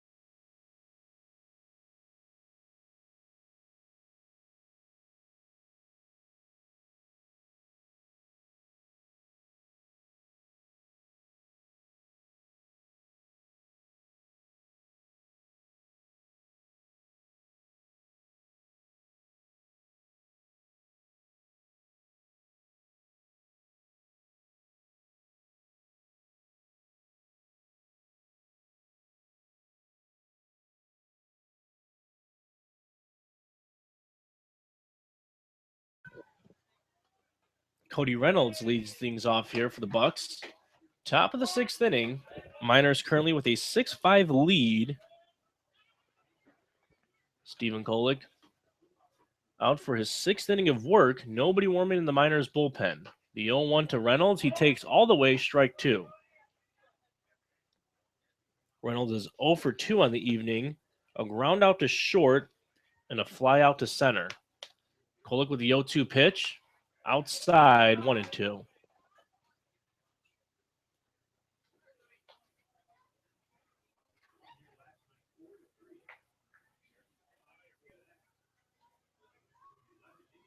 Kolek now looking at the signs. He winds and delivers. This one hit in the air. Donadio should have plenty of space out there in left field. He does. Makes the grab, out number 1. Chalk that up as an F7 if you're keeping score at home. Right fielder number 7, Aaron Aruda. I'll bring up Aaron Aruda. Last 5 hitters retired for Stephen Kolek. So far, 78 pitches thrown by Stephen Kolek. You know, he was breezing along. Then he had that rough 4th inning, which included the grand slam by Michael Horde. But, you know, he's kind of kept his pitch count low, except from that 1 inning. He's done a pretty decent job. He retired the first 5 batters of the ball game. Has a 1-2-3 inning every other inning. Had a 1-2-3 inning in the first, a 1-2-3 inning in the third, a 1-2-3 inning in the 5th. The 4th inning so far, which is where he gave up a 5 spot, is the only thing that's haunting him. He had a rough inning that go around. The 2nd inning, he gave up a pair of hits, back-to-back singles to Aruda and Castles, but then struck out Michael Horde to end the inning. It was Horde who ended up getting a grand slam his next go around in the 4th. So just that one bad inning so far by Stephen Kolek. 1-2 count here now on Aaron Aruda with 1 out. Kolek rocks and delivers. Swing, get a miss, strike 3.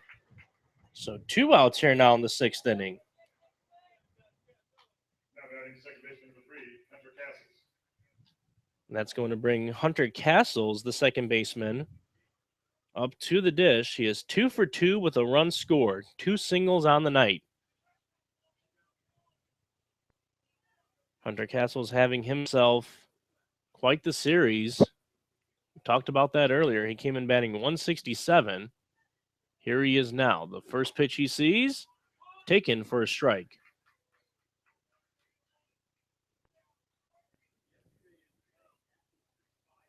Castles has yet to be retired yet this series. The 0-1 to him.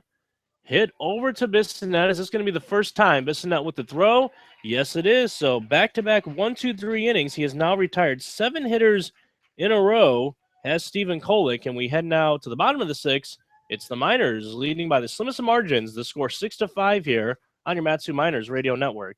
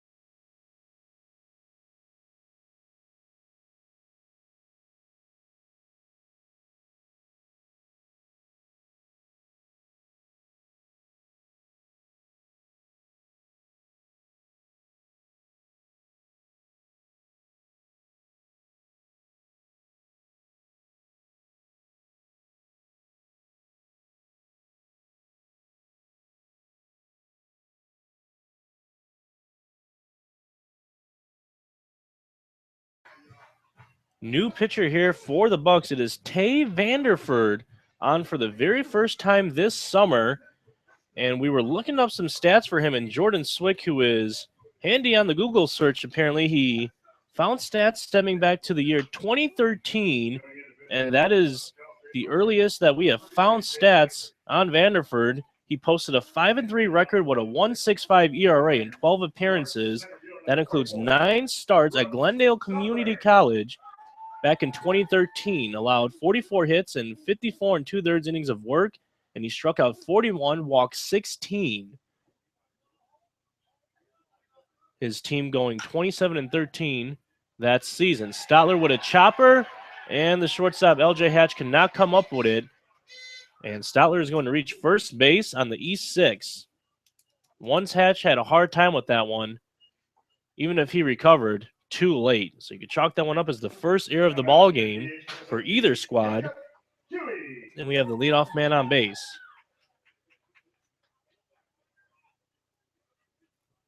And seeing as Stotler is one of the speediest on the club, that's dangerous. Here comes Jacob Huey. He's yet to be retired tonight.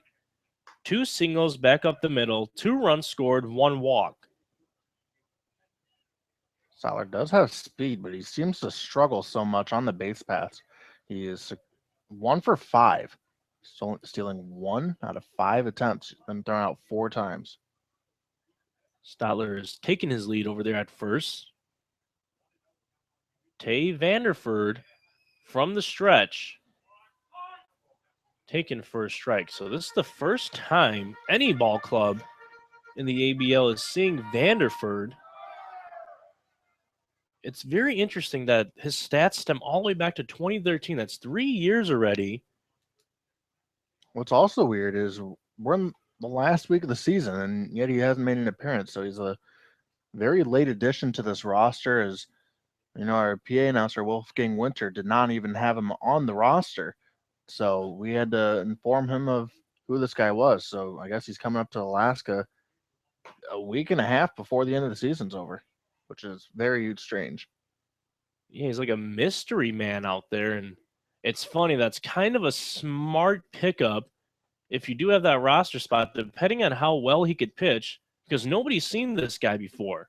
So this is the first go-around. So if you get into the playoffs with a guy who you don't necessarily have a good read on, that could be a special little secret ingredient. This one popped up in the center, and look at that. He's even going to get Jacob Huey out. So that's not necessarily the easiest of tasks. Huey going down for the first time this game with a fly out to the center fielder, Steven Sensley. Thing is, we don't even know when the last time he made an appearance in a baseball game was. So, in 2013 at Tennessee, no, that would have to be 2014 he redshirted if he played at 2013 at Glendale Community College. And it said in 2013 he played for the San Luis Obispo Blues of the California Collegiate League. He went 1-1 with a 1.69 ERA in 16 innings of work, striking out 16 batters and walking 3. So he played in the California Collegiate League also back in 2013, but after that, we have nothing on him. And it looks like he went to the University of Tennessee, but it looks like he has not played at Tennessee. And it looks like he's going to be playing at Cal State Northridge, if I'm not mistaken. So Stotler takes off. Looked like it might have been a hit and run. This one has popped up in the infield, and Stotler's going to get on back to first base as 2 outs now here in the inning. Stotler remains on the first base bag with the General Garrison Schwartz coming up to the plate.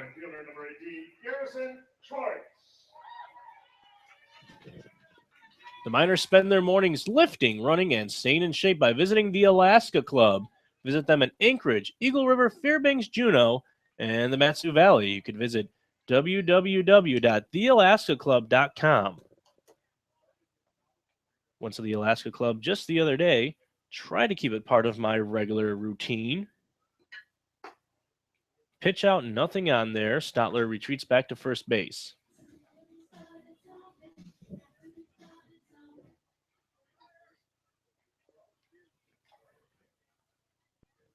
One ball, no strike, 2 outs. Stotler at first, Schwartz at the dish. Vanderbilt delivers. Check that, Vanderford. Tay Vanderford, correct? Mm-hmm. Tay, spelled T-E-I. Interesting name. If I have a son, I will not name him Tay. He gets the sign. Here's the 1-1. Outside, 2-1 now on Schwartz.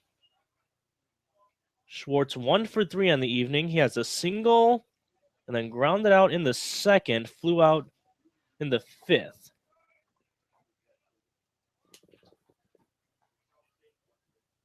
The smallest of gaps in left center field, and Schwartz is going to foul this one back. 2-2 the count now on him with 2 outs. The Bucs have 5 runs on 7 hits and an error tonight. The Miners have 6 runs on 10 hits. They've committed 0 errors tonight.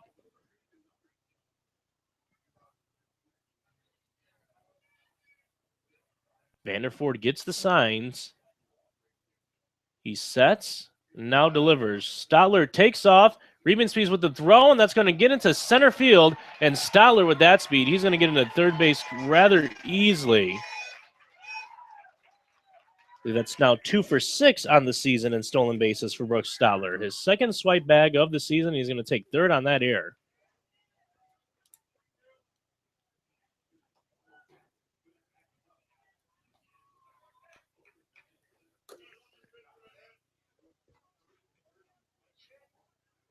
And that error, of course, is going to be credited to Reedman Spees, the catcher. So an E2. Schwartz slaps this one foul.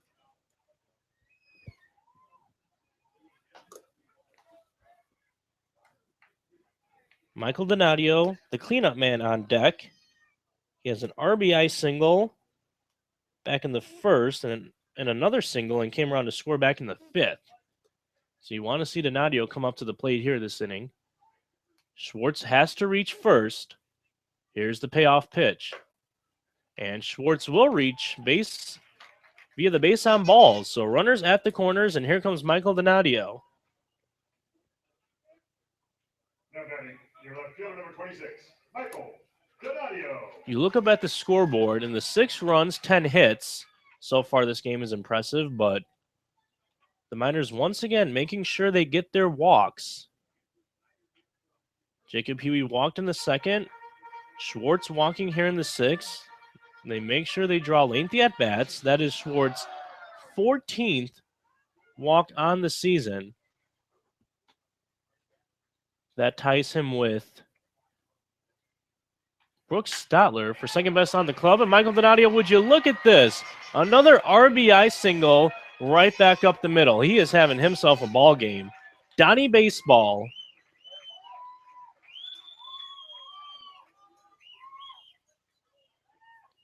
RBI number 18 for Michael Donadio.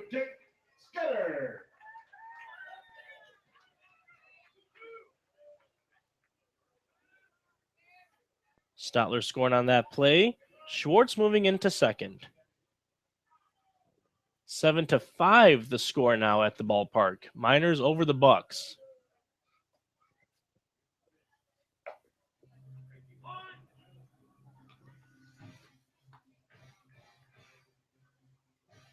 I have the Tiger now playing here at the baseball field.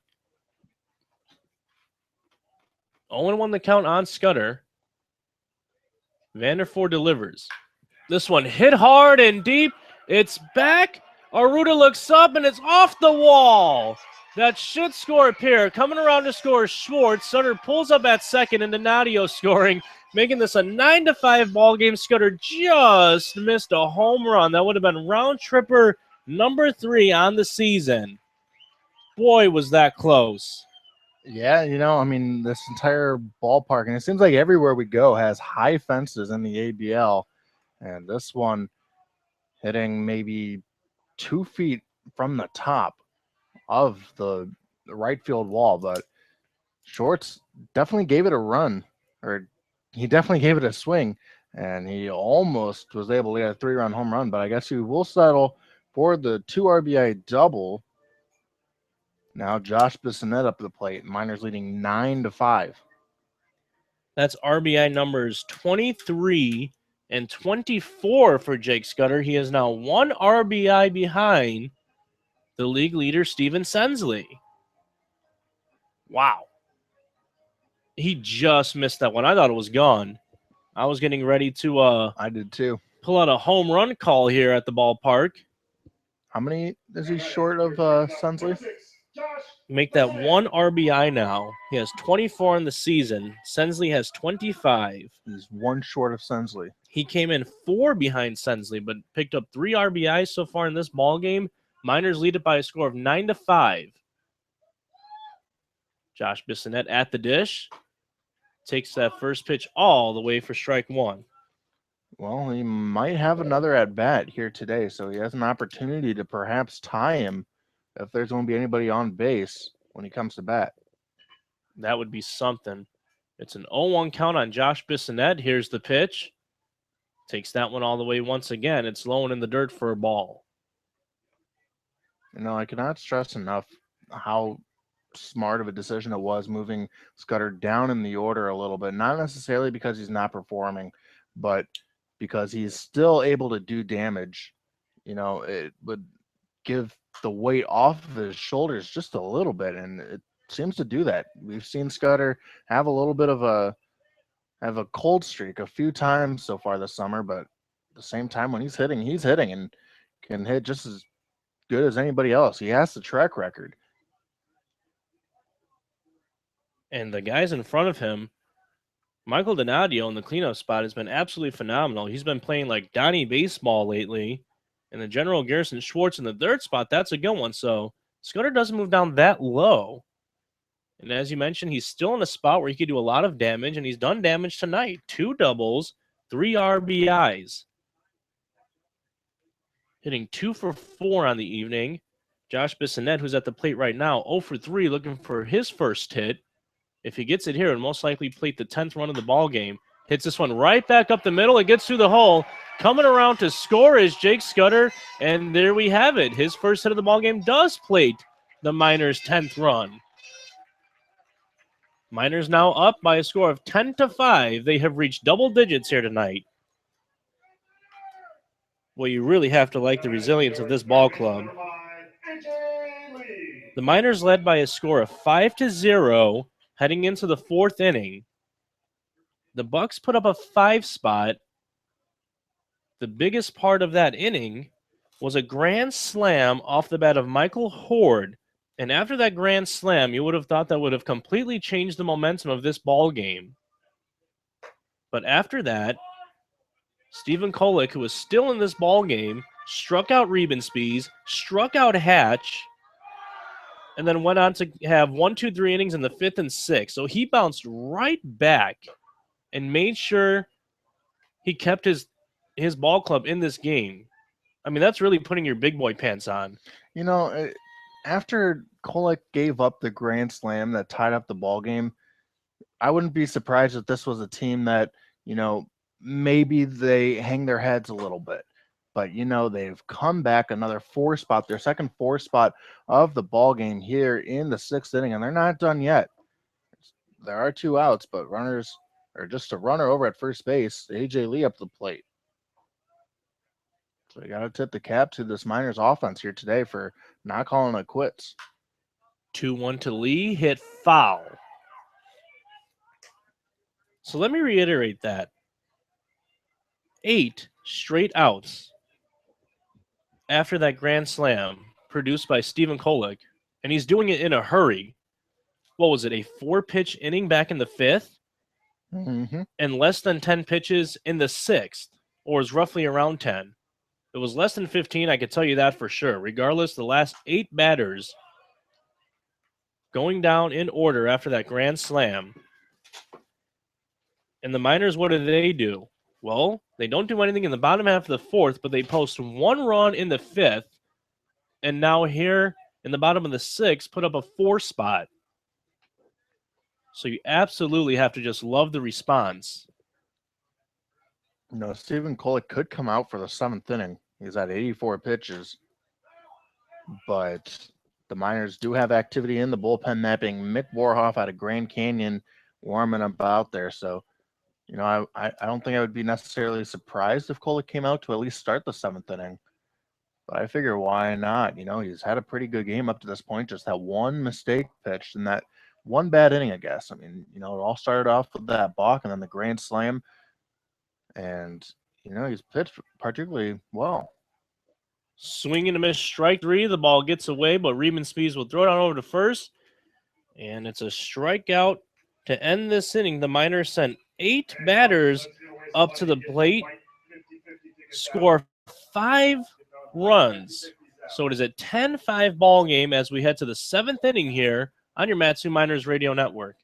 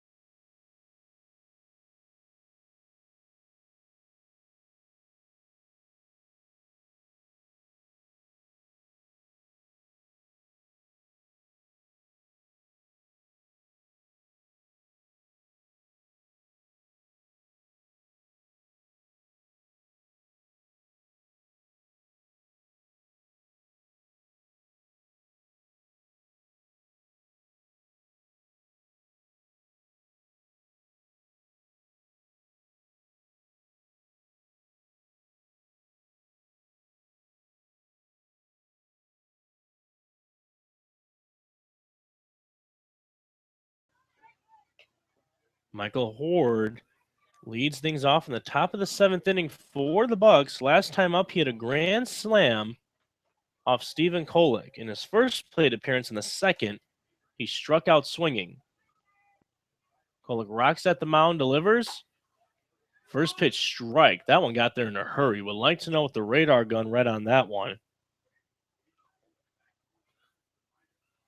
After that grand slam, 8 up, 8 down for the Bucs. Here's the 0-1. Breaking ball inside. Even up the count at 1 apiece. The Miners have scored in 4 out of 6 innings. A 1 spot in the first, a 4 spot in the second, 1 spot in the 5th, 4 spot in the 6th. The Bucs have 5 runs on 7 hits, committed 2 errors so far tonight. The Miners 10 runs on 13 hits. Their defense has been perfect. Here's the 2-1. Hit hard again, right side. And it goes over the wall, but foul. So Michael Horde is just teeing up Stephen Kolek. Don't know what it is, but he has seen the ball well off him. 2-2 the count now. See, Horde coming into today, 2 for 26, batting under 100. That's good for a .076 batting average, and that home run probably gets him above 100. But, I mean, it just goes to show you that it's the bottom of the order that's been killing the Miners so far this series. The 2-2, got him. Swing and a miss, strike 3.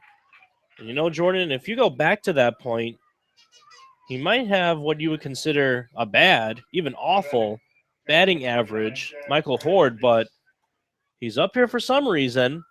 So he's not playing in the ABL this summer for giggles. That is obviously one of the reasons he got that grand slam. You were waiting for another word, weren't you? We'll just go straight to the giggles and cut out the nonsense. That one, swing and a miss, strike 3. Check that, strike 1. It was strike 3 to Horde.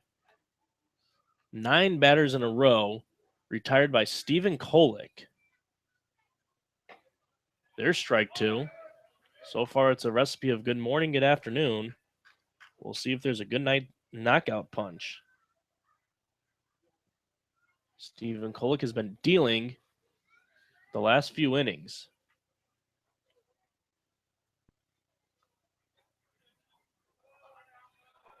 Now time is being called by Chad Rebenspies, tonight's catcher for the Bucs, batting in the 9th hole.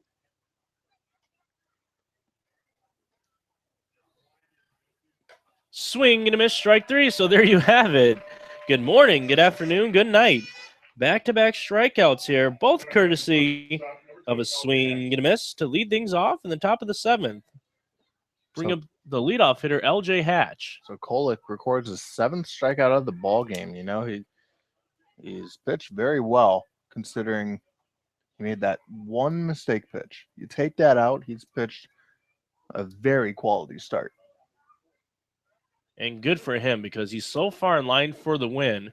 If the Miners could hold on, that one to Hatch, a breaking ball, nearly nicking Hatch, but it does not. Ball 1. Mick Vorhoff still warming up in the bullpen for the Miners. Pops him up. Perhaps we're going to have to see him next inning. Levi Jordan under it. Out in number 3. So after that grand slam, you can now make that 11 straight batters in a row retired by Stephen Kolek. We're going to get up and stretch here as we head to the bottom of the 7th inning. It's the Miners 10, the Bucs 5 on your Matsu Miners Radio Network.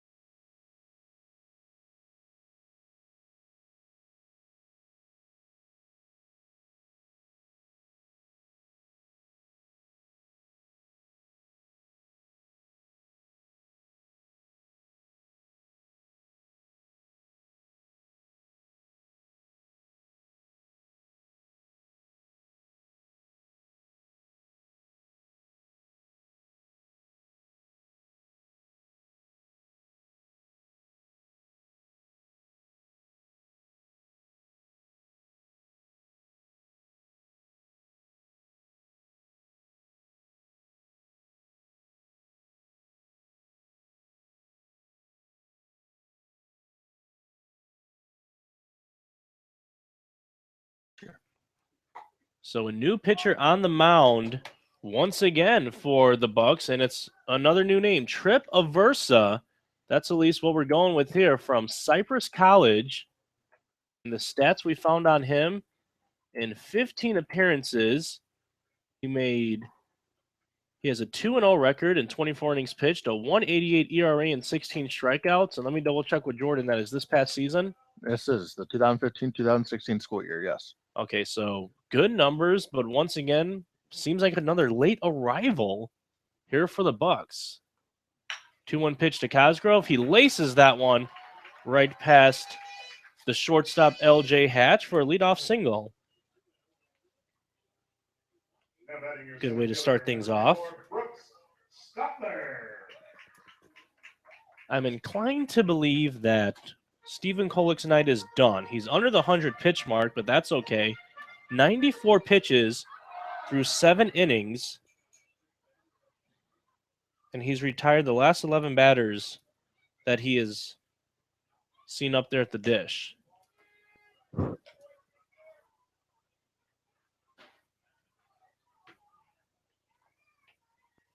So the first new pitcher we saw was Tay Vanderford.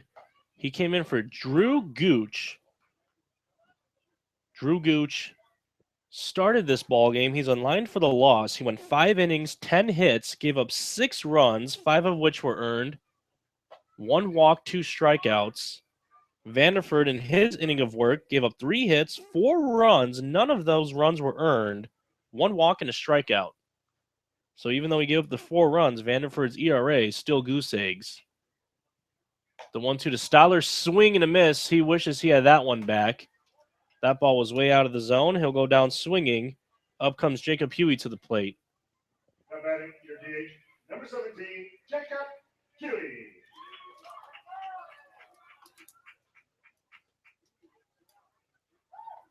So 2 really late additions to the ball club being Tay Vanderford and Trip Aversa on the mound. So apparently this is just get some fresh arms, but it's a very strange situation to have them come out here to Alaska.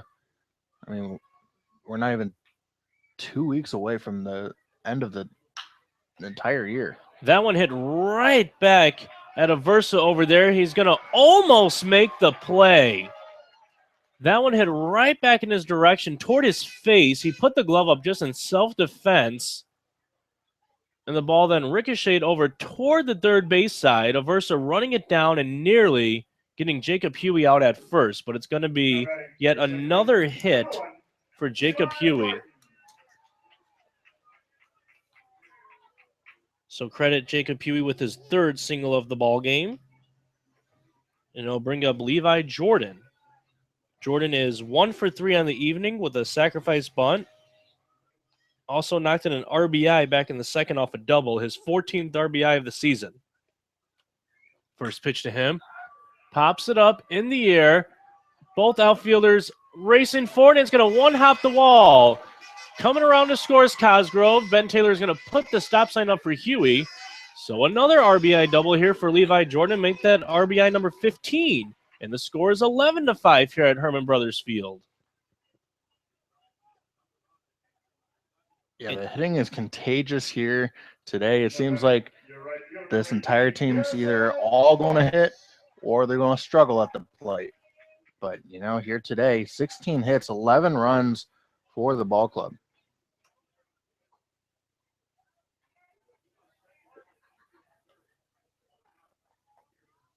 So here's Garrison Schwartz. Schwartz 1 for 3 on the evening with a single and a walk. Also a run scored. He grounds this one, and it is going to be a foul ball. That was close. I didn't have necessarily the best of look on it, but I could have sworn that was fair. I'm pretty sure that went over the bag. Yeah. But you see there, it kind of hurts the Miners because it's a 3-man umpiring crew. So the umpire that should be on first base is over in the B position, which is at second base. So the 0-1 to Schwartz, swing and a miss, strike 2. There's 1 out here in the inning. Levi Jordan at second. Jacob Huey at third. 11-5 the score. Miners with the lead.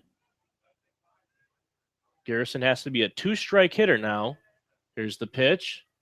Way outside for a ball. The Miners so far scoring off every single pitcher in this ball game for the Bucs, that being Gooch, Vanderford, and now Aversa. Aversa delivers. This one hit hard right over to first base, and not coming up with it is Horde, and that is going to bring in Jacob Huey. A dozen runs scored for the Miners. 12-5, runners at the corners, 1 out. And I imagine that will probably be an E3. If so, I'll tell you otherwise. But right now, you could chalk it up as an E3. And Jacob Huey scoring his 3rd run of the ball game on that blunder by the Bucs. And Levi Jordan moving into first.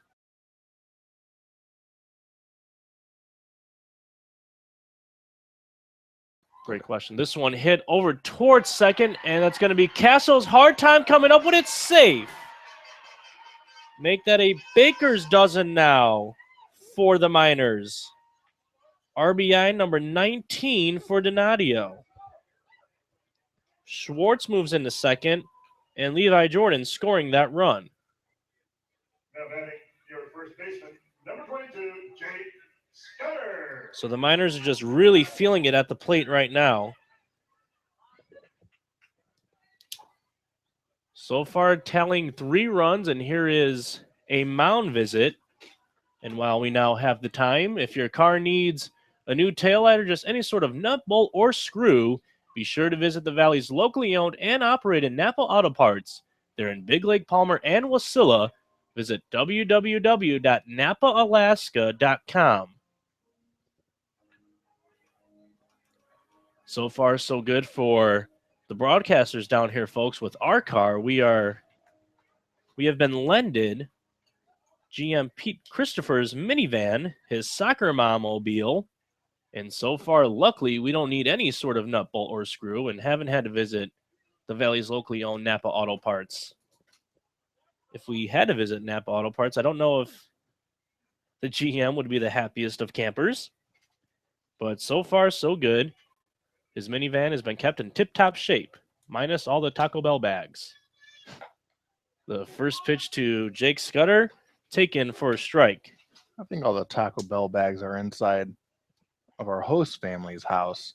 I think it's just the receipts and everything that's left in the. Perhaps. I don't know if I might have left a bag there. If the GM spots it, I'll call it air freshener. This one now gets away from Reben Spees, but not far enough for any of the base runners to advance. And double barrel activity now for the Miners in their bullpen. That's Big Boy Floyd and still Mick Vorhoff. Jordan Floyd has not been used in a while. And we saw that earlier this season where it's not that the Miners aren't winning ball games, but they'll lose a game here and there, and then when they win big. So Jordan Floyd, typically the closer for the Miners, just having no reason to come in a game. But now you figure you want to get a little bit of work in for Floyd. Perhaps you will bring him in this go-around. We'll wait and see. We have a 1-2 count on Scudder. 2 men on. Here's the pitch. Way outside. It was a breaking ball. Can't find any part of the plate, so ball 2. Michael Donadio on first. Garrison Schwartz at second.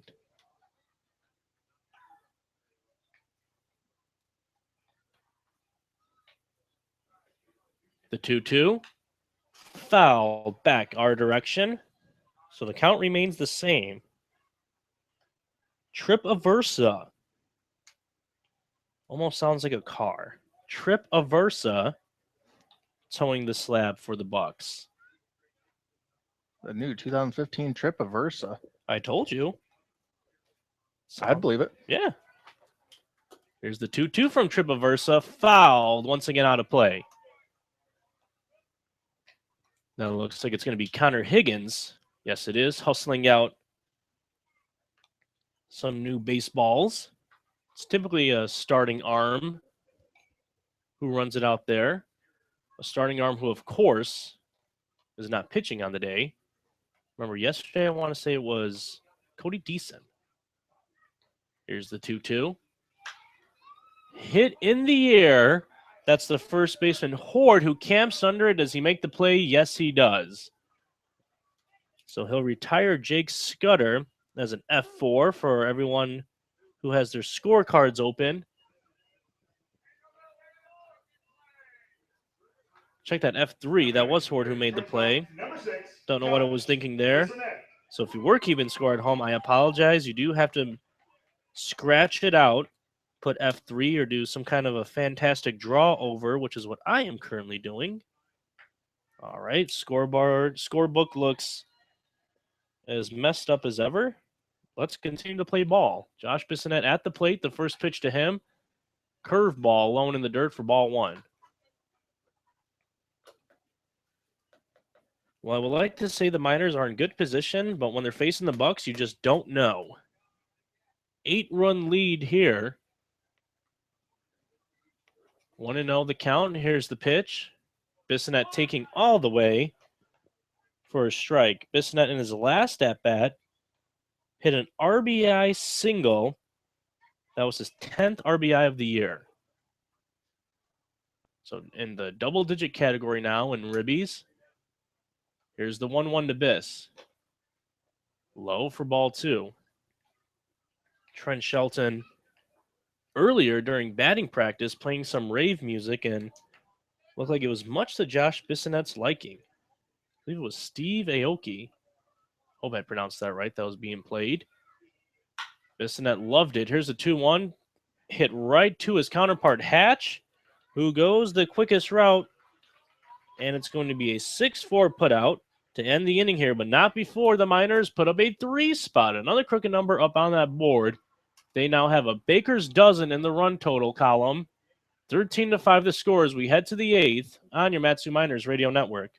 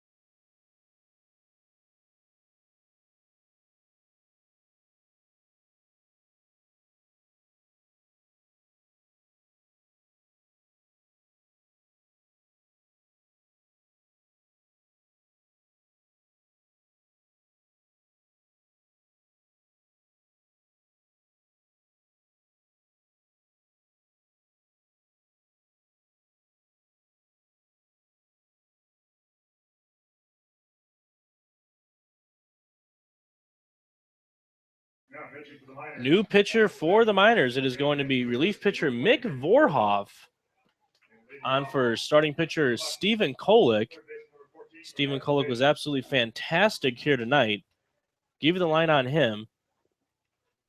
In his 7 innings of work, he gave up 7 hits, 5 runs. They were all earned. No walks, 7 strikeouts.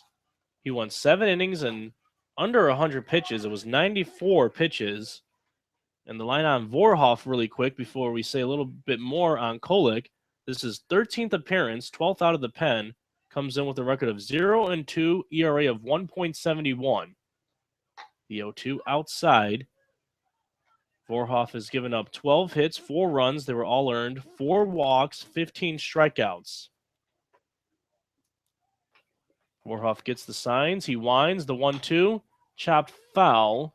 And one more update for you. A defensive replacement out in left field for Michael Donadio. It is Scooter Bynum. Scooter out of Fairbanks, Alaska, now in the ball game. Here's the 1-2. Chopper, 1 hopper over to Josh Bissonette, who makes the play for out number 1. So now we could get back to what I wanted to say about Stephen Kolick. He retired the last 11 batters he faced, all coming after that grand slam. I know we mentioned that. But not only that, to put your big boy pants on and bounce back from that, he also did it in a very efficient way by going under 100 pitches. Yeah, he definitely had a quality start in my opinion. I know that might not necessarily count as a quality stat in the record books, but he definitely pitched his butt off here today. So you got to tip the cap to him, but as well, you got to tip the cap to your offense for helping pick him up as well, because the offense could have easily said, wow, that is a huge blow, especially if the Bucs would have taken the lead. Fortunately for the Miners, it was a tie ball game at the time. So in order for them to win, they had to score some more runs. And fortunately they did, as they now lead 13-5. And it sounds crazy, but I almost want to say that that's more impressive than say if he would have won 7 innings of shutout ball. Only because to still have the right kind of psyche and mindset after that tough inning to bounce back, that takes a lot. So kudos to Kolek. His night is done. He's in line for the W. Here's the 2-1 to Sensley. Swing, and it's fouled back, and that one catching part of Cosgrove's mask there. He's been getting banged up all season long. It's a 2-2 count now on Steven Sensley, who was 2 for 3 on the evening. A double, a single, a run scored, and a strikeout via a swing and a miss back in the first inning. That was Kolek's first strikeout of the ball game. He ended with 7. 2-2, foul back our direction. Yeah, we're still here. Looks like it's going to fall right in front of the PA booth. There it is, just sitting in a nice little puddle of water. Is that baseball? You going to go out and retrieve it, Jordan? Nope. Going to jump out of the broadcast booth and get yourself a souvenir? Absolutely not. I've got enough of those. Can never have enough baseballs. Never. You can if you have to go back to the East Coast in a couple weeks and you don't really have enough room in your suitcase. Fair enough point. Touche. There we go. Boom. Roasted. Before we head back, hopefully we could see a awesome playoff run by this Miners club. That one taken for strike 3, the second of the night for Sensley. 2 up, 2 down here so far in the 8th inning. Here comes Brian Harris. Mick Vorhoff has been awesome out of the pen, and sometimes, not only in baseball, but any sport for that matter, numbers could be deceiving. They say numbers don't lie. Well, I say otherwise. Vorhoff is 0-2 on the season. But look at his ERA, 1.71, and he's been fantastic out of the pen. The 0-2 record, you could basically just wipe that away. I mean, look at Justin Vernia. He's 4-2 on the season. Both those losses, one coming earlier this week, he only gave up 2 runs. In both those losses, they were 2 runs that he gave up. Yeah, it's tough for Vernia, but he's pitched a very good year. There are a couple of unearned runs, like you were mentioning, but he still leads the league in the ERA department as he has a .67 ERA this season. So he's been one of the most effective starters here in the ABL this season. And look at Kolek, 7 innings tonight, gave up 5 runs all earned, but he was phenomenal. It's just sometimes the numbers can be deceiving. Not saying all the time. Maybe just sometimes. But been around this ball club long enough, I would like to think, that I could start pointing out where some numbers are deceiving. Cosgrove now cleaning the area around home plate. Justin Phillips, the home plate umpire, taking out his brush, doing a nice little cleaning job himself. Brian Harris is going to step on back into the batter's box. Vorhoff gets the signs. 2 balls, 2 strikes, 2 outs, nobody on. Here's the pitch. Ooh, tries to paint the inside corner there. Count just runs full. Jordan Floyd still warming up for the Miners. I would reckon we see him tonight. And good for the big boy Floyd. He needs to see a little bit of action. It's been a while since we've seen Floyd. He's made 16 appearances on the year. Swing and a miss, strike 3. So Mick Vorhoff, ladies and gentlemen, comes in for an inning of relief. Gets the first batter out via a ground out. That was McCarthy Tatum. Then struck out the next 2 batters he saw. So a good inning of relief right there from Mickey V. What else is new? We head to the 9th. The Miners lead 13-5 on your Matsu Miners radio network.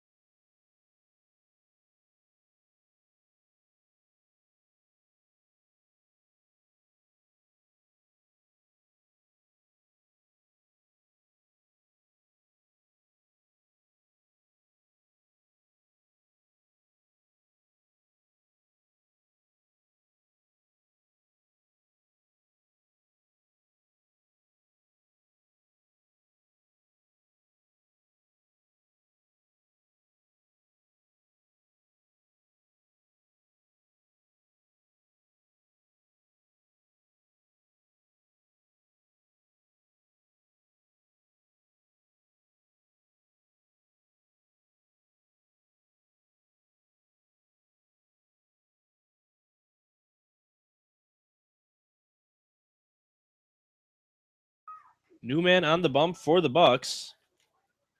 Third relief pitcher in as many innings. It is going to be Dalton Chapman towing the slab now for the Bucs, and a pinch hitter, Tyler Wyatt, pinch hitting for A.J. Lee. A.J. Lee got the start at third base tonight, so I'd imagine Tyler Wyatt most likely staying in the game at third after this AB. 7th appearance here for Chapman. He's pitched in 9 innings this season, allowed 7 hits, 5 runs, all of which were earned, gave up 7 walks, 4 strikeouts, comes in with a record of 1-0 and an ERA of 5. Here we are in the bottom of the 8th. Miners with a lead, 13-5 on your Matsu Miners radio network. Dan Collins alongside broadcast partner Jordan Swick. 2-1 the count on Tyler Wyatt. Here's the pitch. Way outside, 3-1.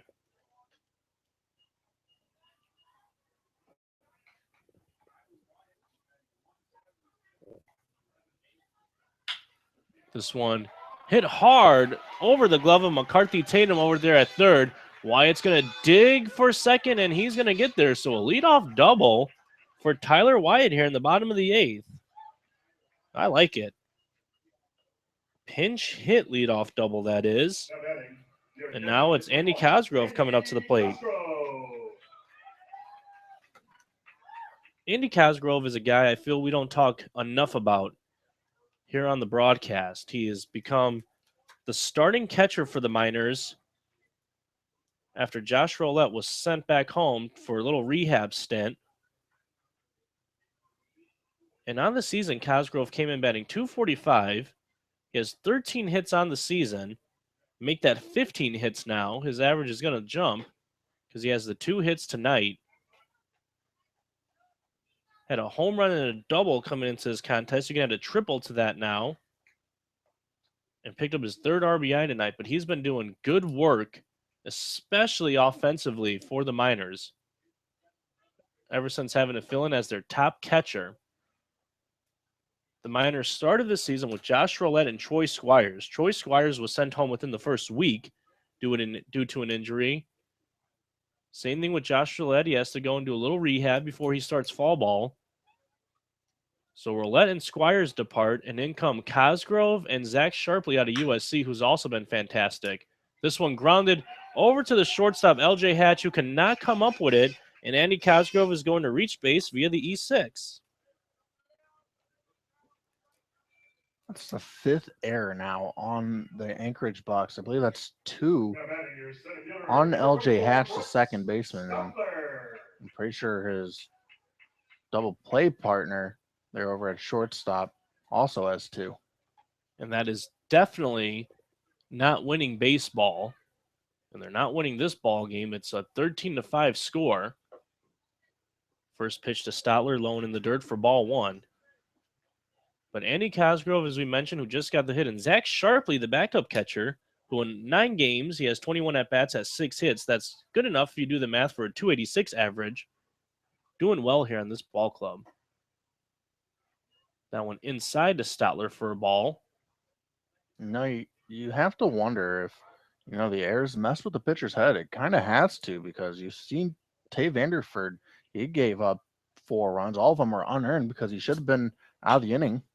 This one hit through the hole of first and second. Tyler Wyatt is going to be given the stop sign there at third, so the bases are loaded. Nobody out. And Ben Taylor, I'm guessing there, saw no reason to push the envelope. Even if you force it there, you can still get him in from third. You have Jacob Huey coming up. Let him bat with the bases juiced here. That's a single by Stotler, his 2nd of the game, and 3rd time he has reached base. He reached base via an E6 back in the 6th inning. Here's Huey up with the bases loaded. First pitch to him, fastball high, ball 1. And the Miners here in the bottom of the 8th, you'd imagine this is their last time batting, have a chance to blow it wide open before we head to the top of the 9th. 13-5 the score so far. This one, Chop is going to get through the hole. Yes, indeed. There's 1 RBI for Jacob Huey on his 5th single of the night. check that his 4th single. He has a walk. That is the 5th time, though, that he has reached base. He's also scored 3 runs. Unbelievable.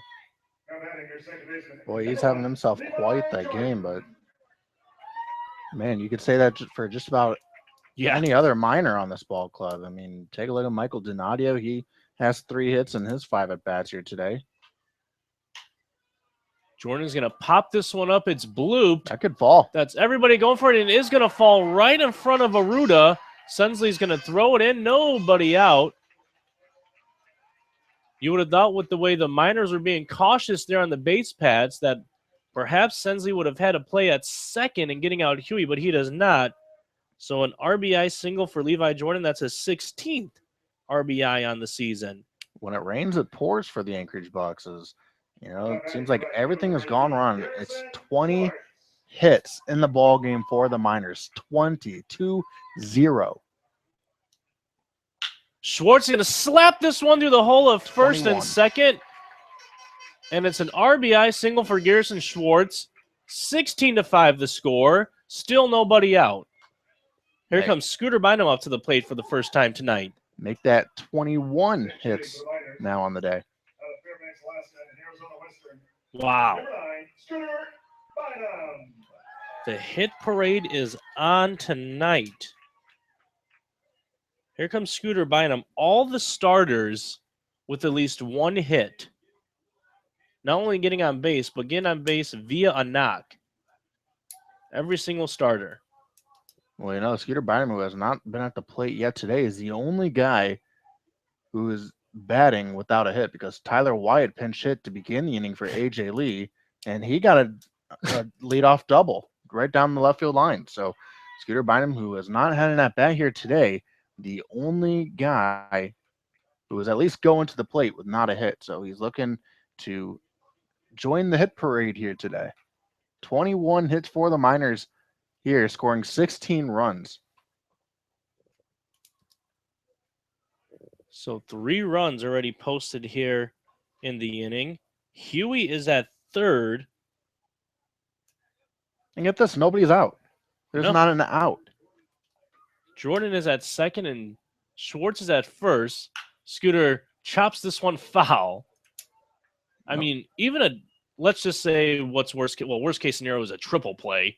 Let's just say even if a double play was hit, if they go 4-6-3, they don't have the infield in, that would still bring home the 17th run of the game.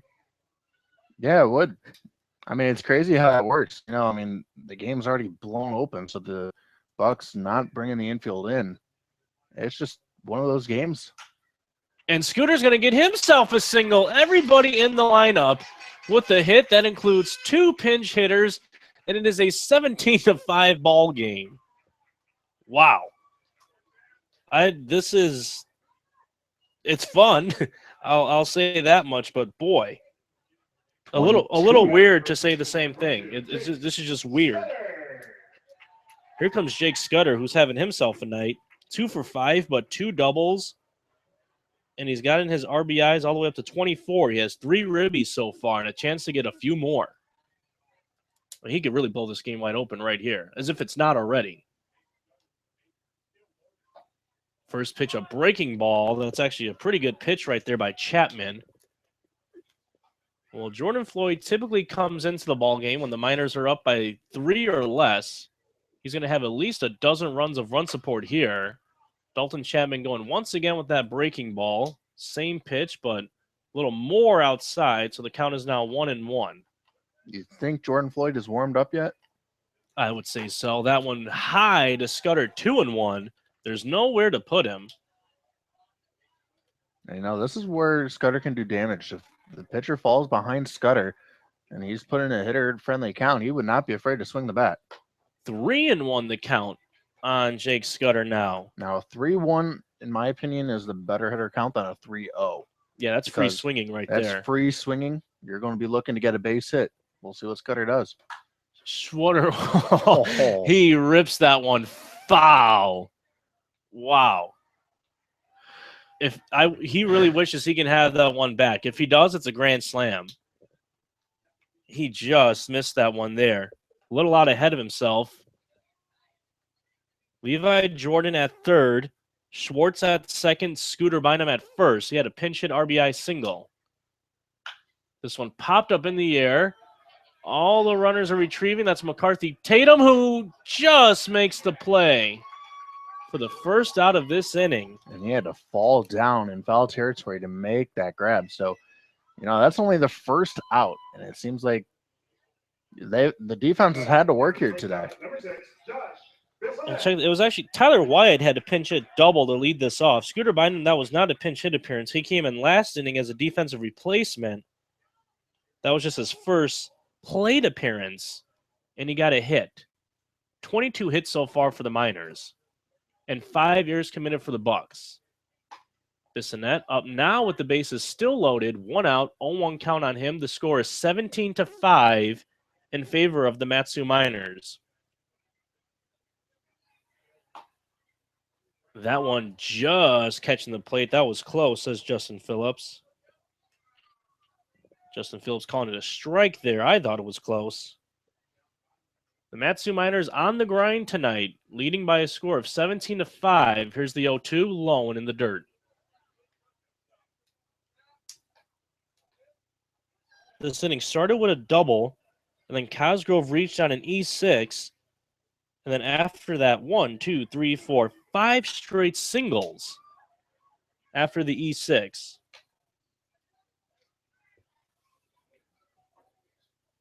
A few of them through the hole between first and second. Scooter Bynum's hit was through the hole between short and third. You want to talk about next man up. Yeah, no kidding. I mean, everybody joining in on the hit parade here today. It's just definitely great to see 22 hits, 17 runs for the Miners. We talked during the breaks about who's going to be the player of the game representative for the Miners. Huey was last night, and he's probably had the best game offensively. So we might just hand the baton off. This one has popped up in the air, and it looks like it's going to be McCarthy Tatum once again who's going to make that play for out number 2. And it's going to bring up Tyler Wyatt, who started this inning off with a double. Yeah, there were a couple players I had in mind, but now it's a pick your poison. Any one of these players. Could be Donnie Baseball. It could be Michael Donadio. Yeah, it could be Donadio. It could be Levi Jordan. It could be Schwartz. It could be Huey. It could be Cosgrove. Stotler.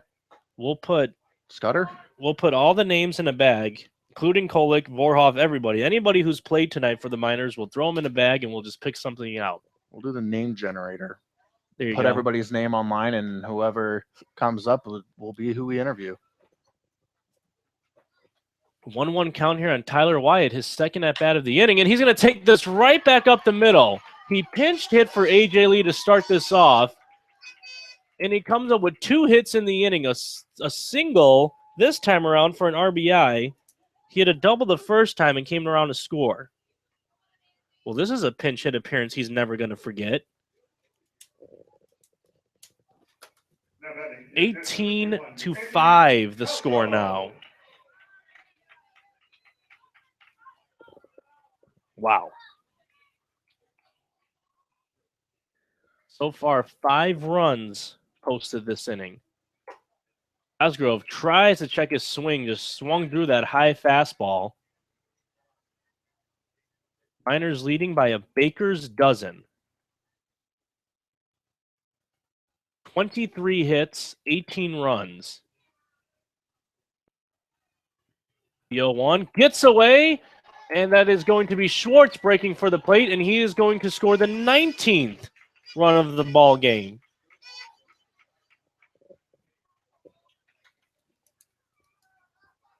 Absolutely incredible. Don't really know what else to call it at this point. The base is no longer loaded.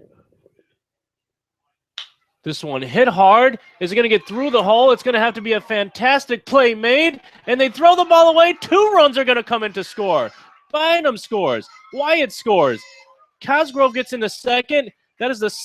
I don't know if that's actually going to be ruled in error. He reached on an E6 in his first at-bat.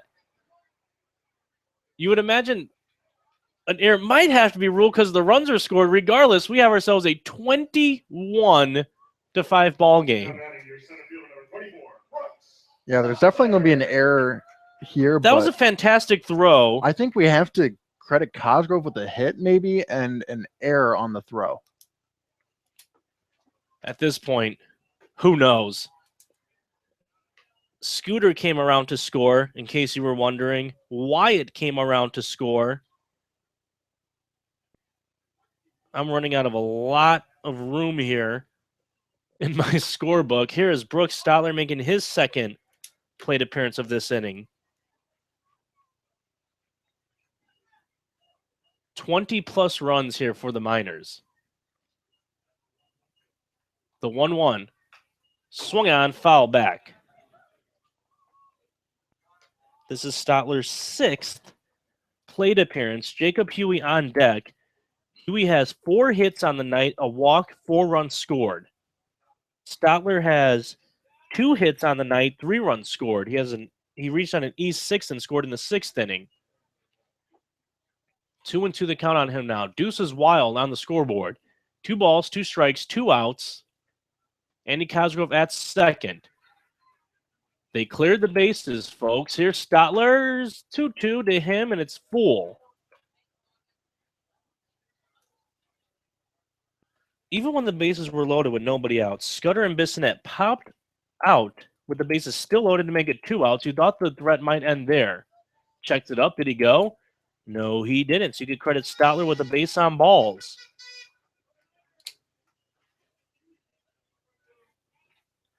Where did the inning begin? It started with a double by Tyler Wyatt. Now batting DH, 1, 2, number 3, 70, 4, Jacob 5, 6, Huey. 7, 8, 9, 10, 11, 12. Huey will be the 13th. Well, I guess it's impossible, but this will be the 13th AB of the inning for the Matsu Miners. And so far, nobody warming up for the Bucs. It looks like they might get somebody started now. This has been all Dalton Chapman, this 8-run frame. Huey has a 1-0 count on him. That one way inside 2-0. If he is walked here, it's going to take 2 more balls, obviously. That would load the bases up again. Levi Jordan on deck. The 2-0. That one hits the press box hard, then falling into the stands. Out. A fantastic night to be at Hermon Brothers Field. Here's the 2-1. Swing and a miss. That was a good inside pitch there on Jacob Huey. He wishes he would have had that one back. He would have taken it for ball 3 in this sequence. Instead, the deuces are wild. 2 balls, 2 strikes, 2 outs. 2 men on. Jacob Huey fouls that one back. Dalton Chapman really working in this relief appearance. Jordan Floyd, I'd imagine he's all warmed up in the pen over there.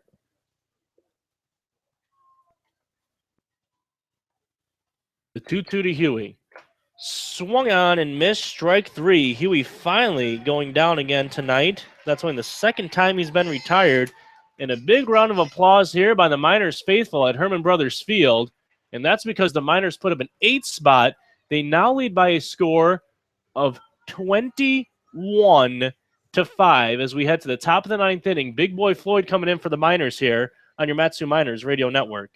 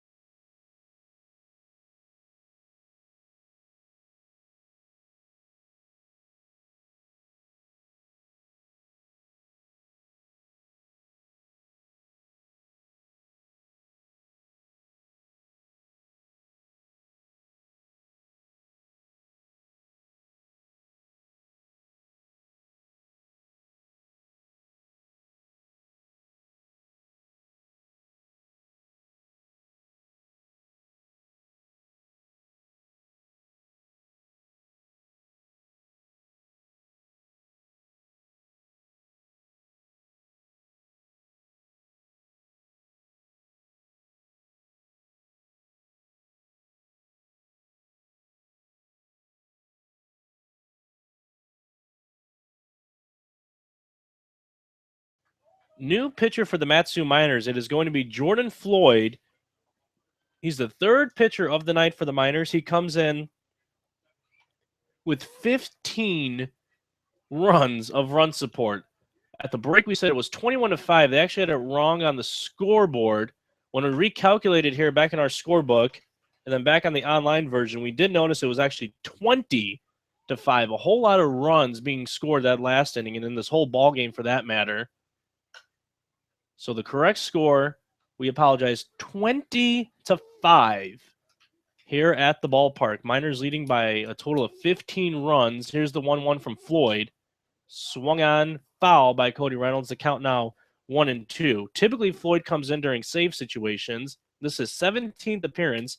He's pitched in 18 innings, allowed 8 hits, 1 run. It was earned, 8 walks, has 21 strikeouts on the season, comes in with a record of 1-1, perfect 8 for 8 in save opportunities in conference play, 9 for 9 in save opportunities if you include non-conference play, and comes in with an ERA of 0.50, and it's going to be a ground ball to the new third baseman, Tyler Wyatt.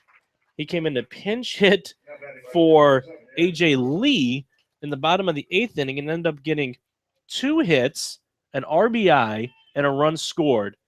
Double, single, RBI, 2 runs scored. You heard me correctly. After leading things off with a pinch hit appearance for A.J. Lee.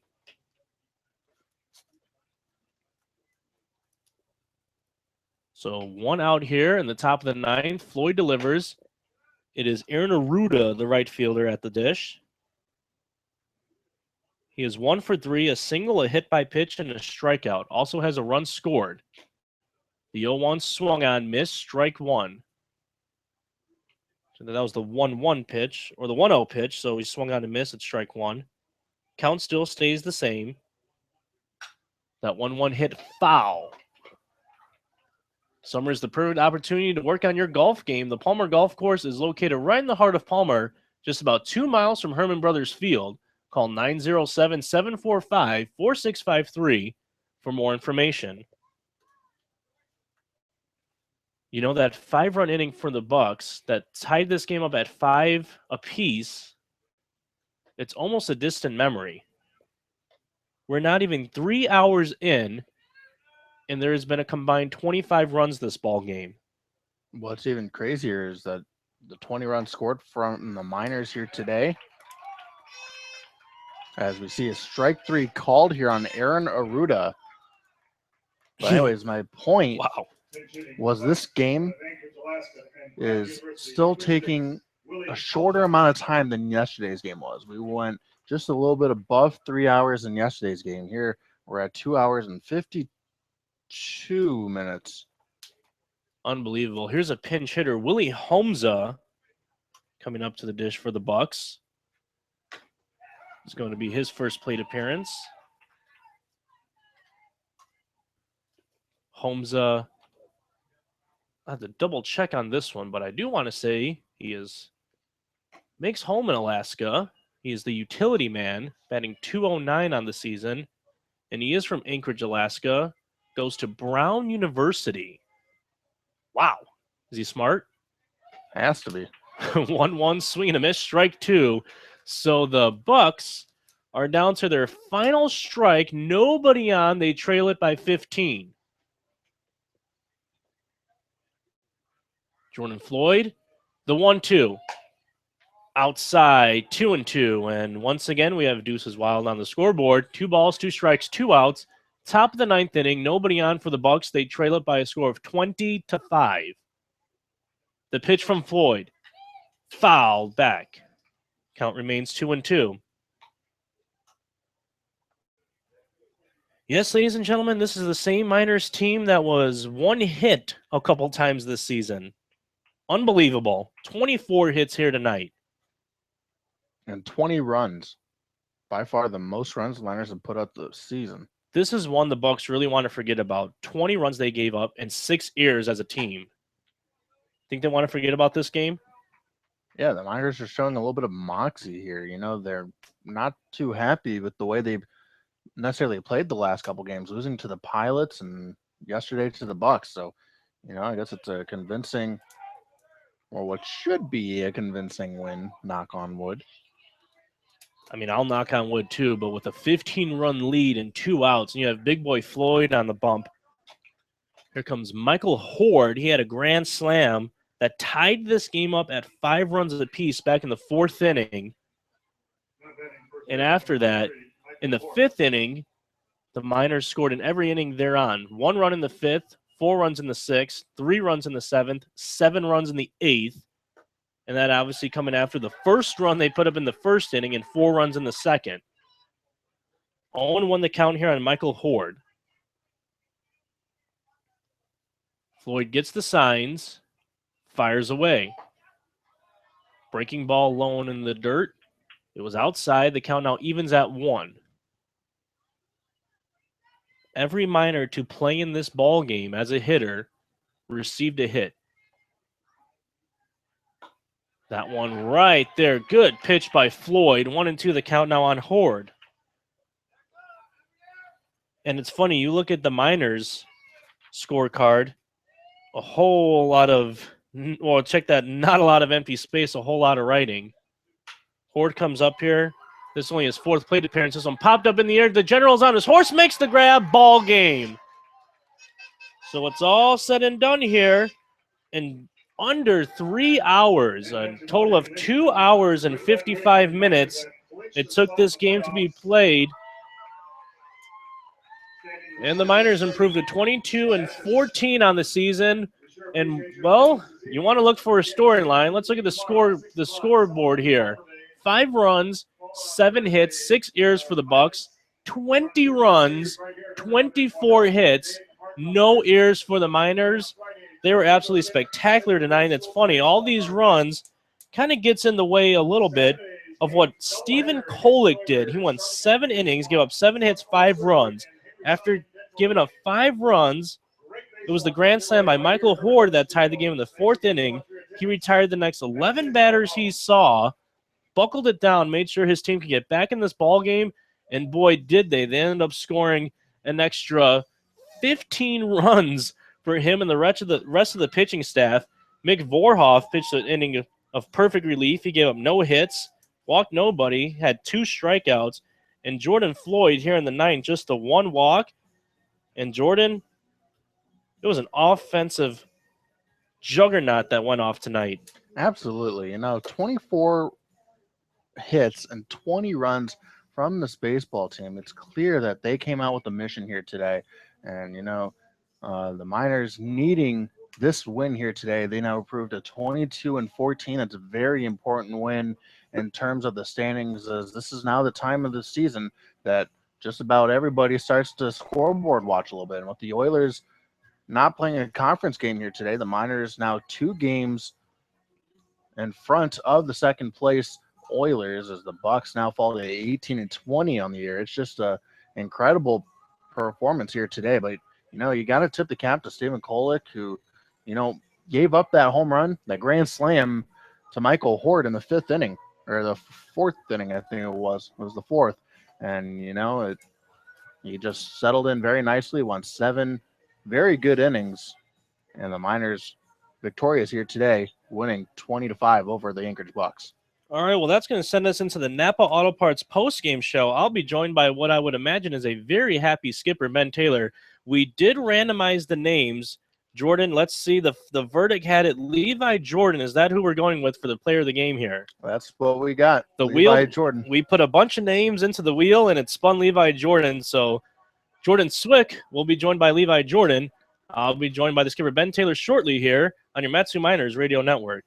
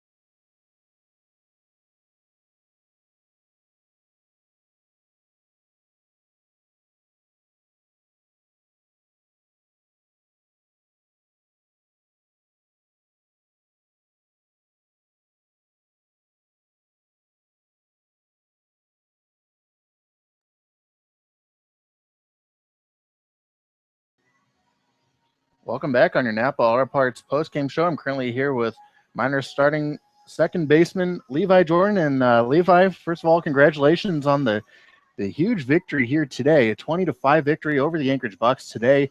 You went 3 for 5, a couple doubles, a single, and an RBI. Just talk about your performance here today. We came out for early work before the game today, and we redefined our approach. And as a hitting group today, we did well. We let the ball get deep and used the other field for a lot of hits, and everything was falling tonight too. It really helped us out. So it was a good time. Absolutely. After losing the last couple games, the Miners finally get back into the win column. They improved. You guys improved to 22-14. Would you say this is a very important win for you guys here in the season with only a handful of games left to play? Yeah, we clinched a spot too, right? Mhm. In the playoffs. Yeah, big win. Good for the program. Good to do in front of our fans too. So it was a great night all around. Absolutely. So tonight you guys had 25 base hits.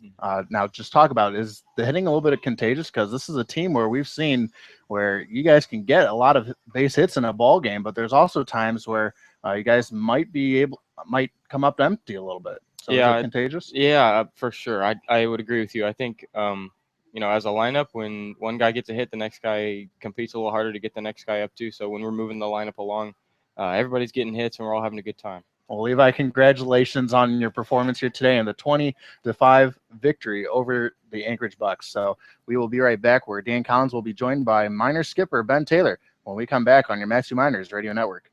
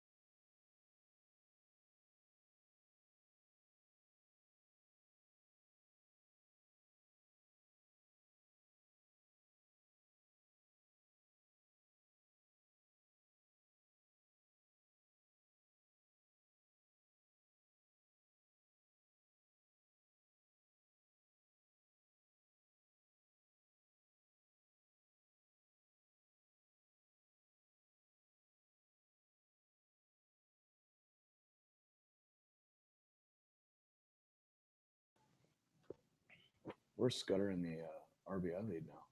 Scudder now with 24 RBIs. 24. That's one behind Steven Sensley. Dan Collins here alongside skipper Ben Taylor. As I got to fix my hair here. It was a wild one. 20-5 the final score. So 20 runs on 24 hits for the Miners. So I'm going to try to track and start all the way from the beginning here. Obviously, there's a lot of things we could talk about, but we go all the way to the first inning here, Coach. I want to start off with the Miners scoring one. It seems like we haven't dug through all the games, but the Miners somehow – not only early on in the game, but in the first inning, it seems they're very comfortable starting off the games and they like to play from out in front. You like what you saw today once again, even after the past two losses, they still come out here and strike first blood. Yeah, it was good. It's always good to play on the front foot, and the guys competed really, really hard tonight. And it's a lot of fun. All right, well, there's a lot of names we could look at. I'm looking at the box score here. I guess we could start with Donnie Baseball, only because Michael Donadio has been pretty fantastic the last couple of weeks. He gets a few knocks today, few RBIs, runs scored, you name it. I mean, you look at the score sheet, and you could say the same for a lot of guys. But Michael Donadio, I want to talk about in particular because he's been doing this on a consistent basis now. You have to like what you're seeing out of the outfielder there. Yeah, for sure. We plugged him into the 4 spot, and he's sat there for, I don't know, about 3 weeks now. And he just takes really, really good at bats. He doesn't expand the zone. He takes his walks. He's really good situationally. He really competes hard with 2 strikes.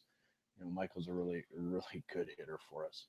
Okay, so here's now the man I want to get back to, because when the final score is 20-5, you can maybe even forget about the performance by Stephen Kolek. So after he gives up the 5 runs in the 4th inning, the main one being that grand slam by Michael Hort, after that grand slam, instead of the momentum switching the direction of the Bucs, he faces the minimum, the last 11 batters he faces. So he really just puts his big boy pants on there, and instead of letting the game get out of hand, he puts his big boy pants on, like I said, and keeps his club in that ball game. You had to be impressed there, as I said, facing the minimum of the batters the rest of the way out, and did so efficiently, under 100 pitches. Yeah, he's super knuckled down. I mean, that thing kind of went sideways on him, and he managed his pitch count really well. And once we tied that, with the tie game, and then when we took the lead to make it 6-5, he really knuckled down for us, and he gave us a great start. So once again, there's a lot of guys you could talk about, but man, this Bingo Hilton, I still can't shake this, man. We were there like 3 weeks ago, it seems like. Skipper still suffering from the Bingo Hilton blues. One of the guys I want to talk about, Josh Roulette, having to be sent back home because of that short rehab stint he has to do, but Andy Cosgrove in place for him, becoming the #1 catcher here for the Miners. He gets a couple of hits tonight, a couple runs scored. Same could go for a lot of these players, but it seems like the combination of Andy Cosgrove and even Zach Sharpley, who didn't play tonight, but that catching combination, who's now the 1-2 punch, that wasn't the 1-2 punch at the catching position when the season started, but especially Cosgrove offensively at the plate, not skipping a beat, it seems like. Yeah, he's really plugging along, and, he's competing, hitting in the 8-hole for us, and, any offense we get out of him is a bonus, and we're getting a lot of bonuses out of him right now, but, it was a good performance. The guy, it was nice to see Scudder really swing the bat well tonight. He's been scuffling a little bit, and, I'm a big Giants fan, and he's like my Brandon Belt, man. He's my rock in the middle of the lineup, and, I mean, he's going to be in there every day, and good, bad, or indifferent. I'm really proud of the way where he handled himself tonight, but this whole thing kind of started at 1:30 this afternoon. It's nice. We're back at home and back into that routine, and we get in our early work in, and we had a ton of guys in the first group for early work at 1:30, and then the second group came out, and, hard work pays off. Absolutely. And one thing when we're on the broadcast here, we hear a lot up here in the booth, as you mentioned, next man up. And that's exactly what happened in the bottom of the 8th inning. Tyler Wyatt starts it all off with a pinch hit double, and then he comes around again and gets a single and 2 runs scored for Wyatt that inning. And is that the absolute definition of what you're looking for, Skip, with next man up in that inning? Well, yeah, man. I mean, that's our thing with 2 outs. I mean, our job, our hitters and our job as an offense is to get the next man up. I mean, it's not about you. It's about getting the next guy up. It's not about you getting the big hit. It's about getting the next guy up and keeping the line moving. These guys have really bought into that, and, it's really unselfish. You see a guy, he moves that line, and then the next guy gets an opportunity, and then the next guy. And it's when they play for each other like that, it's pretty fun to watch. Absolutely. Well, it was fun up here in the booth. Thanks for joining us, Skip. Thanks, congratulations on the nice win. Shirt. Thanks for the T-shirt, the On the Grind T-shirt that we mentioned on the broadcast. When we come back, we'll wrap it up. Dan Collins alongside Jordan Swick here on the Napa Auto Parts postgame show.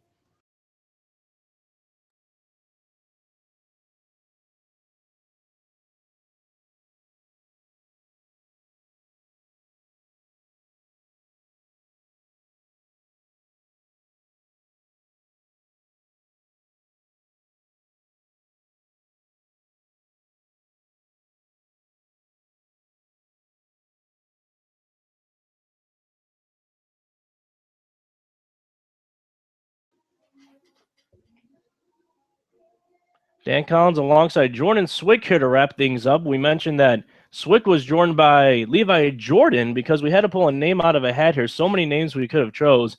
And Ben Taylor with a lot to talk about, only because you could talk about almost every certain hitter and what they've done at this point. Talk like Michael Donadio, Andy Cosgrove, even a little bit of touch of Zach Sharpley I mentioned, who didn't play today, but we mentioned that whole catching tandem between Cosgrove and Sharpley, who have to come in and now take over that role. It's just a lot of things that stuck out today. You had the performance by Stephen Kolek, and there's just so many things you could talk about when it's a 20-5 ball game and the team puts up 24 hits, especially when they're responding to a couple of games in which they lost. So coming out here and scoring 20 runs, and I'm sure Levi Jordan had plenty of good things to say as well. Yeah, absolutely. I mean, this was a very good performance by the Miners. They were coming in losing their last 2 games. I'm sure they weren't too thrilled. Levi Jordan said that, he came in early for the early work, as they like to call it here at Hermon Brothers Field, before the home games. And, And, they say they, change up a little bit of the approach at the plate. And, it definitely seemed to work here today. 20-5 victory. You can't really ask for much else. I mean, everybody who had an at bat in the ball game got a base hit. That includes Scooter Bynum's hit in the bottom of the 8th inning. He came in as a defensive replacement in the top of that inning, comes, bats, and gets an RBI single through the hole of second and short. Tyler Wyatt leads it off with a pinch hit appearance, doubles and singles. We told you all that. And actually, a correction on Kolek. Stephen Kolek actually faced the minimum 11 batters. Didn't retire 11 in a row. Steven Sensley did get the single on him as I looked back in my scorecard book, but still facing the minimum because Sensley was doubled up at first. And just what a way to rebound. You just hope that momentum carries over into the rubber match tomorrow because it's a very crucial game. You look at the scoreboard now, right to the left of us. The Miners going to improve to 22-14. And since the Oilers are not playing a conference game, they're going to fall 2 games back. And the Oilers also won't be playing a conference game tomorrow. So if the Miners could take the rubber match, the Oilers are going to fall to 2.5 games back. But first things first, they have to win that rubber match tomorrow. Yeah, I think the Oilers don't have a conference game for at least another couple of days because I'm pretty sure they have the Gold Painters again, which is an independent team this summer. They have them scheduled tomorrow, and I'm pretty sure they canceled that 3rd game, so they have an off day there. And don't quote me, but I'm pretty sure they have an off day after that too. So the Miners are in control of their own destiny here. If they keep on winning, they'll definitely be in good shape to get that 1 seed for sure. Absolutely. Well, that's going to wrap things up on the broadcast. As mentioned, the Miners improvement to 22-14. The Bucs falling to 18-20. They're going to be 5 games back now and remain in 4th place. You could credit Kolek with the W. He's 2-0 on the season now, and Gooch is going to get the loss, falling to 0-3. If I checked correctly, yes, it's going to be 0-3. So we like to wrap up this broadcast, as always, by thanking Pete and Denise Christopher for my broadcast partner, Jordan Swick. I'm Dan Collins saying I'll catch you on the flip side here. The Matsu Miners were on the grind winning by a score of 20-15 here on your Matsu Miners Radio Network.